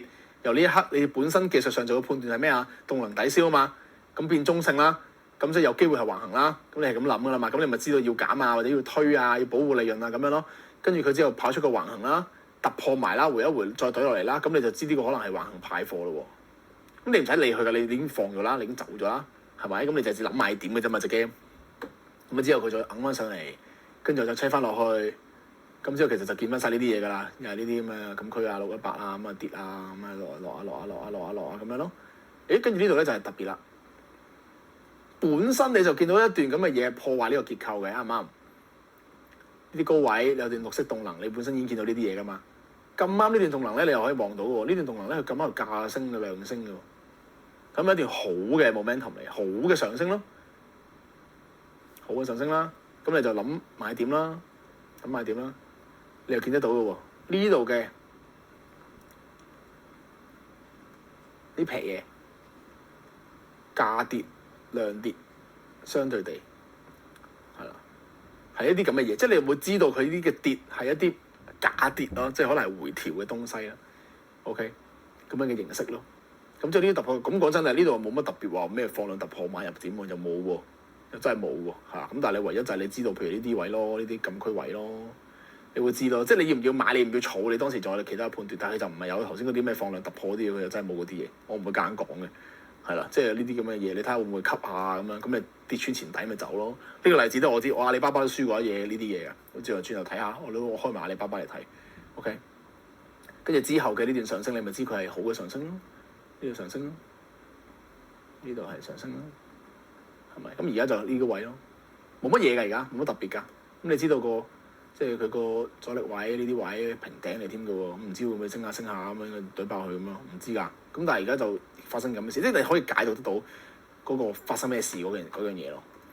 睇埋阿里巴巴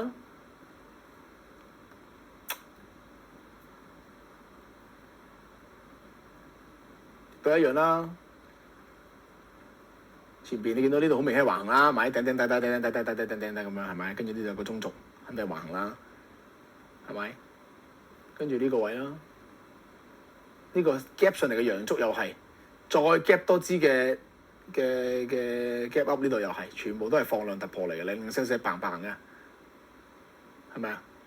末端又係，即係呢個又唔係減得好明顯啦，但係起碼係低啦，係咪？呢啲位末端跟住突破咁樣啦，跟住佢就上啦，一個橫行仔啦，呢度係放量下跌啦，係啦，所以唔好㗎呢個位嘅時候，呢個盤頭咯，跟住量度橫行1比1，咁樣俾你啦，係即係2啦，呢一段咯，呢個橫行完成量度目標滿足啦，同一時間係呢個頂嚟㗎啦，即係呢啲咁嘅位部嚟啊嘛，呢個頂部，呢個橫行嘅頂部啊，呢度，咦，係啦，咁啊量度滿足橫行頂部0.618。OK， 咁你又知道呢啲係橫行突破上嚟吸完貨咁咪上㗎啦，跟住又係呢度啦，你見得到佢呢度啦，放量突破啦，高啲㗎啦，跟住冇乜特別啦，即係其實佢升嘅時候冇乜特別嘅，所以因為升嘅時候其實就係啲你諗下股票嘅週期啊嘛，吸貨區係邊個做㗎？大戶做㗎嘛，洗倉大戶做㗎嘛，嗰啲行為做晒，你知道呢啲升係點嚟㗎？啲傻散入場啊嘛，即係呢啲升其實係啲唔關事嘅人，即係嗰啲大眾啊民眾唔識嗰啲咧，慢慢出入去嗰啲嚟㗎。所以其實你要做長手咧，前面已經喐咗手㗎啦。佢呢啲升嘅，你咪等佢拉升都冇咩睇㗎。佢自己去拉升咯，冇嘢㗎。即係有啲人買啲，有人買啲，有人買啲咁樣係咁嚟拉升段，同我哋嘅嗰陣時 sniper 嗰個原理一模一樣㗎。吸貨、洗倉、回本、拉升、派貨，跟住又洗倉又拉跌咁樣，有個週期永遠都係咁㗎咋，唔會完㗎呢件事。OK， 咁所以呢啲你冇嘢睇㗎，咪又喺度冇嘢做咁樣，又等咯，喺度自己行咯。股票就係俾你咁用嘅，因為股票係俾你咁用㗎，股票唔係俾你炒㗎。喺我嘅認知入邊啦，即係喺當你擁有住呢啲技術、擁有呢個認知嘅時候，你就可以咁做啊。OK， 跟住呢度啦，價升量跌啦，你見得到開始觀察到呢啲嘢啦，即係唔好㗎嚇，即係呢啲嗱呢啲冇嘢㗎嘛，正常成交量冇乜特別咁啊，升平緩偏上咁冇乜嘢㗎。但係呢度零舍舍你睇下，佢零舍舍呢度咧係價升嘅量跌㗎，但係你唔使理佢㗎，你只係有個諗法喺度見得到觀察呢樣，你知道咦？暴風雨的前夕，可能嚟緊有啲嘢發生喎咁樣，但係你千祈唔好理佢，因為你仲有好多個價位㗎，你可能你大佬，如果你話你話走啊咁樣，咁你冇咗成20幾30㗎啦，所以你唔使理佢㗎。跟住之後點啊？之後橫行咯，佢只係一個好漫長嘅橫行，跟住突破埋落嚟咁樣，所以你呢啲係暗示咯，就好似啲動能抵消啊，依樣嗰樣嗰啲係暗示。呢啲我唔就要解讀啦，你自己去解讀啦，即係其實都係咁睇㗎咋，睇精簡啲嘅位置啦，你自己去睇下，即係我唔係淨係揾啲買點俾你睇啊，你呢啲自己都要分析㗎。呢個突破結構破咗呢一段6.618呢個裂口位，跟住上嚟呢度，咁你一波落嚟底穿咗突破回測量度橫行嗰個滿足落嚟，咁啊你要睇得翻呢啲嘢㗎，你自己嚟啊。OK， 跟住呢個啦，呢段升段好明顯係破晒嘢㗎啦。破咗個結構啊，破咗成啊，咁你見得到呢啲嘢啦，有8啦，上嚟啦，中軸啦，揼啦 ，OK， 一波呢啲啦，又係呢啲中計段啦，呢啲好用噶，中計段放量突破啦，呢度支陽燭放量突破啦，升上嚟㗎啦，呢度係放量下跌啦，所以你一頂部放量下跌嗰啲你就諗㗎啦，唔會。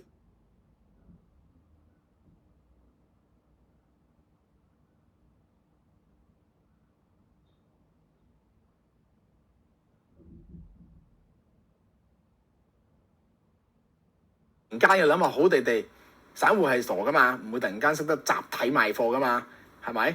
咁所以你一有放量下跌嘅行為咧，你係要小心㗎。啲頂部上面有放量 gap down 啊，破晒結構嗰啲咧，你要留意。即係嗱，佢淨係放量下跌，你唔使理佢住嘅，但係佢破埋結構嗰啲，你一定要小心咯。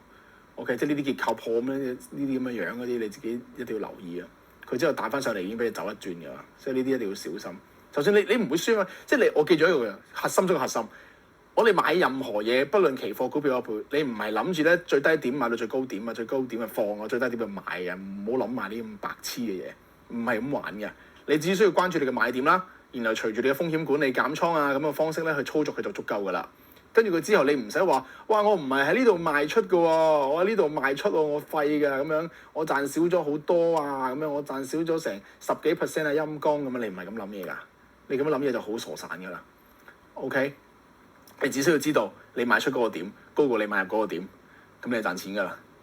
你咁樣諗嘢，你人就啱啦。你如果呢啲都要執著性咧，你講真唔會有啲咩好下場嘅，因為你每日就係處於一啲咁樣嘅狀態，咁你就唔會做得好咯。OK， 即係呢啲贏嘅時候你就覺得應份，輸嘅時候你就斤斤計較，輸少咗唔係贏少咗你都唔開心嗰啲咧，就好多人都係咁嘅。所以睇 Trading 松啊，每日培養一個好嘅交易心態啊，好嘅交易嘅心理同埋認知好緊要咯。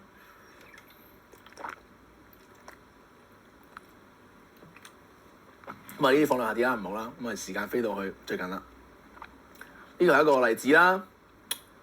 當時如果你跟翻時間點咧，即係直播嘅時候我都有講嘅，咁就輸呢個係輸咗咯。但係佢反彈嘅時候，其實呢啲位咧，即係唔講太多啦。總之如果你好，你公道啲，直接講，純粹呢個操作上邊呢個係輸咗，係啦。不過你一啲嘅操作上面，其實你係掹得翻嘅，不過就算啦。呢個位其實我就係咁樣做過呢啲操作咯，喺呢啲位置咁啊，嘗試去鬧佢咁樣，咁就穿咗底咁咪走咯。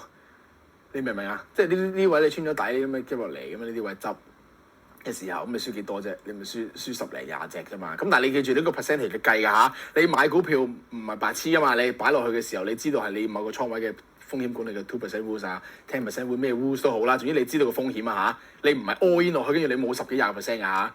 你係知道呢一嘢你輸咗之後，你係會輸幾多錢嗰個意思啊嚇。你一定要識計呢條數啊。即係譬如你買5萬蚊落去。咁你呢度位對到嚟呢度，你係會知道自己少咗11%，即係你會輸5000幾蚊。你係咁樣計㗎嚇，你自己識計數啊。咁又即係其實同我哋之前風險管理個概念一樣啫嘛，冇分別㗎。OK，咁所以呢個位咁破底咪走咯。即係你買咗失敗，其實破底都走得㗎啦。除非你下邊有一個諗法，知道點樣去補上嚟，或者你個方法係儲貨，跟住你自己諗嘅啫。否則其實你唔會有即係唔離場嘅空間喺度㗎，因為你唔會一路揼到去唔知輸到幾時㗎嘛。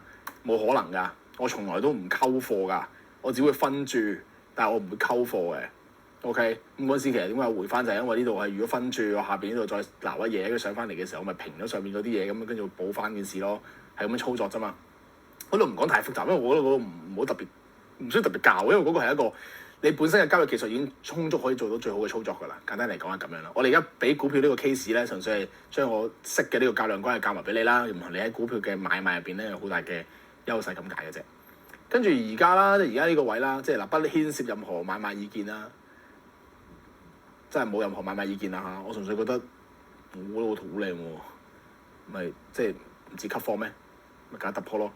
跟住同埋你都可以睇埋啲即係價量嘅關係嘅配合嘅，譬如周線圖你見得到啦，呢支大陽燭又有啲有量㗎啦，啊呢啲位又有量㗎啦，呢啲揀突破上嚟有量㗎啦，呢啲陽燭有量㗎啦，即係有貨喺度有嘢㗎嘛呢度，係咪啲大佬喺度咁樣㗎嘛，個概念個故仔上係咪？跟住然之後呢度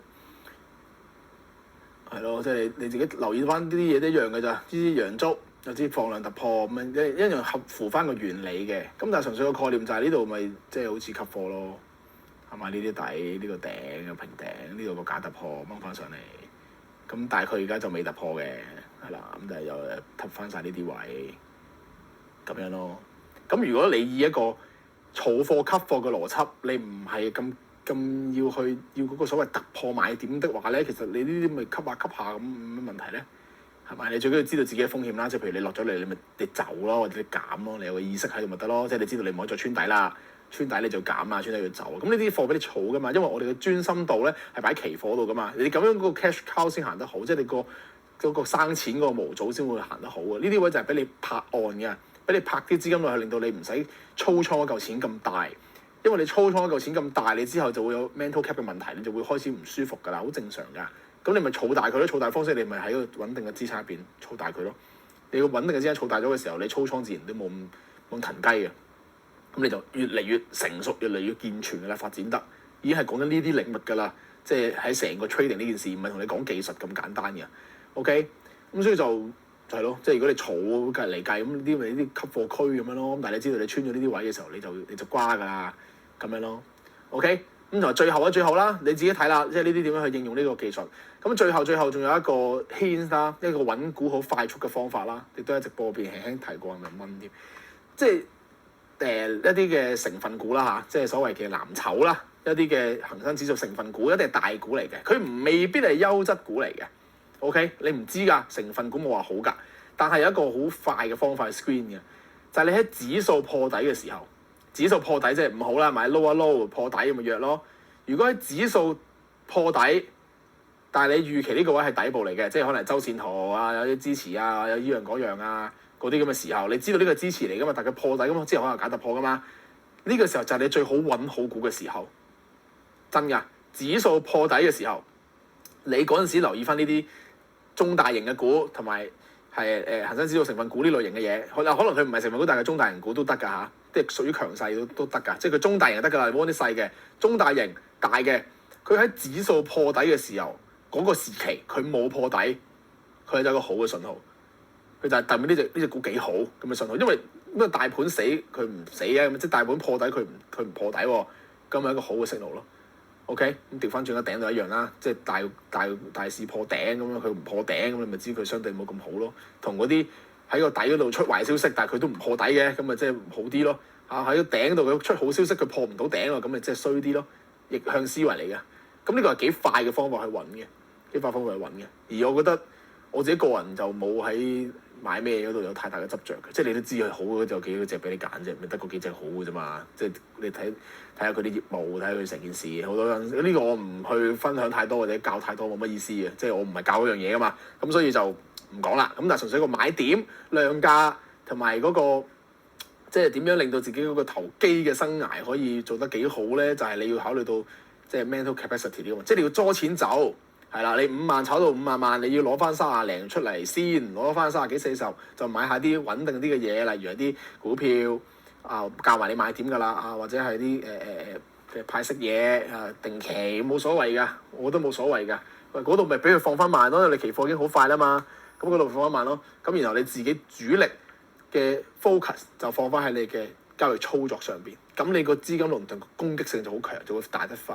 咁你再大落去啦，咁你慢慢都自然就放翻慢個節奏㗎啦。因為係嗰句記住，賺錢係為咗生活，唔好為咗賺錢冇咗你嘅生活。咁你到後邊你咪開始有建立咗一定嘅比例啦，你咪開始買啲油啲嘅嘢、慢啲嘅嘢，跟住炒都炒得油啲咁樣咯。一定係咁樣發展㗎嘛。咁呢個你自己發展落去啦，冇需要俾咁遠嘅嘢去討論。你到時就好容易啲甜蜜的壓力嚟啫嘛，到時自然識處理㗎啦。最主要係個即係 trading 嘅方法同埋你點樣去做，你個活天係點啫？嗰樣嘢先係最緊要噶嘛。OK，所以就係咁樣咯，就係咁樣咯。咁同埋之後最後個重點啦，點解要咁做咧？有冇諗點解咁做咧？好多人都好高估自己，高估自己兩樣嘢，高估自己認為自己可以 multi-tasking 嘅能力。我唔相信呢樣嘢，我已經講過。所有人所謂 multi-tasking， 你只係將你嘅專注不斷地轉移，其實你唔係 multi-tasking 緊，你只係好似做緊好多嘢。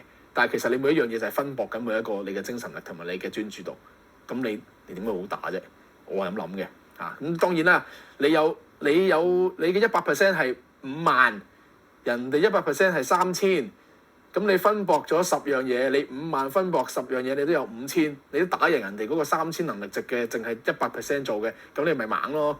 咁所以點解成日話你牙高大支啲啊？你本身嘅能力值係高啲嘅時候，你專注度高啲，你識得去將你嘅集中力或者你嘅平時思考嘅方式係有系統可以跟你知自己點樣諗嘢點樣觀察嘅時候，咁你係分薄咗但係你分薄咗都贏人啊嘛。咁但係如果你以一個人嘅發揮最極限值去計呢件事嘅時候，你梗係想自己係專注地做好一件事噶嘛。而其實佢哋嘅本質係一件事嚟噶嘛，即係你炒嘢咁就專心啲咯。所以唔好點解話唔好睇咁多市場，唔好咩都學，唔好咩都話要知，就係想你頭先講Ray Dalio同埋蘇格拉底嘅秘密咯。其實天才係玩化繁為簡，簡單為先嘅，唔係鬥複雜㗎。鬥複雜係人都識㗎。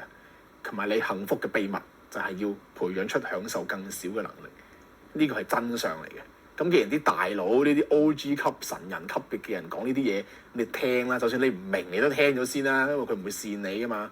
咁樣諗咯，你會咁所以唔好高估自己呢個能力啦。其次就係嗰個即係專注度嘅問題咯。頭先講嘅係分散咗你嘅專注度，而家講嘅係專注度嘅問題。你將你嘅一切嘅焦點、你嘅核心、你嘅能量值、你嘅精神、時間放喺你最應該培養嗰樣嘢上邊。而家嘅你係炒嘢，而家你嘅 trading， 咁你就將佢放喺呢度，俾呢樣嘢成長得最好，專注喺度。OK， 咁你之後年紀大啦 ，mental cap 大啦，開始落注有影響你能力嘅發揮啦，你 feel 到自己卡住啦，咁你咪捉出嚟，令翻你舒服翻，然後將嗰嚿多咗嘅擺喺一啲你唔需要去理嘅 asset 嗰度咯，或者唔使擺咁多時間喺你嘅 asset 度咯，自己攞個平衡咯。個方法就係咁 ，OK， 咁就會達得好快噶啦，即係達得好合理同埋達得好穩定啦，唔好用個快字嚇親你啦。我係咁嚟㗎，即係我咁打出嚟㗎，所以成條路你中間會經歷啲咩問題，中間有啲咩情況，我都會一定知道。所以點解有交易心理01至交易心理05嗰個位置去同大家去，起碼就算你而家未感受到，你知道你遲啲自己都會。咁到時遇到嘅時候就要咁樣去處理佢。OK， 交易心理05係一個表都唔記得寫啊，即係下一堂就有㗎啦，就講埋最後一部分，即係咯，即係一個叫做依家啲嘅狀態啩，係咯。其實呢樣嘢啦，價格流向優先嘅，即係個價個本質先係最緊要嘅。我哋嘅 L1 至 L10睇個價格先係最緊要嘅，成交量係輔助，嗰啲 VP 係輔助，牛熊證係輔助，全部都係輔助。交易流向嗰件事就係最緊要 ，with the story with the price 係最緊要嘅。OK， 記實佢。咁啊頭先嗰啲嘢淨係識用於股票嘅啫，中大型股票、世界股、妖股啊、學啊咩成嗰啲，佢哋有自己嘅規則㗎，唔係咁玩嘅，所以唔好用嘅。同埋期貨係唔需要用嘅。係冇用嘅，完全冇用㗎。即係喺期貨入邊，你睇開個成交量出嚟睇嗰啲咩量縮嗰啲嘢咧，係完全冇用嘅。OK， 同埋一樣啦，自己練習啦，生圖死圖，訓練3大方向，好清晰俾晒指引㗎。點樣係呢3部分都要做㗎？認知嘅了解、深化理解，死圖訓練練緊發現、觀察、研習，睇緊呢樣 with the story。生圖訓練嘅係你嘅觀察分析部，好似真實一樣臨場咁。係訓練緊唔同領域嘅嘢，而你3樣嘢3線並行咁去做嘅 ，OK， 咁樣就係一個好嘅方向啦，走向你嗰個即係有交易技能呢個目標咯。OK， 20槍修練啦，自己睇啦，優勢啦。OK， 咁啊完㗎啦，我哋今堂就係呢度啦。OK， 咁啊我哋下堂再見，下堂就最後一堂啦。咁啊快啲去做一個整合啦，做一個完整嘅準備狀態啦。咁我哋下堂就最後一堂啦。OK，拜拜。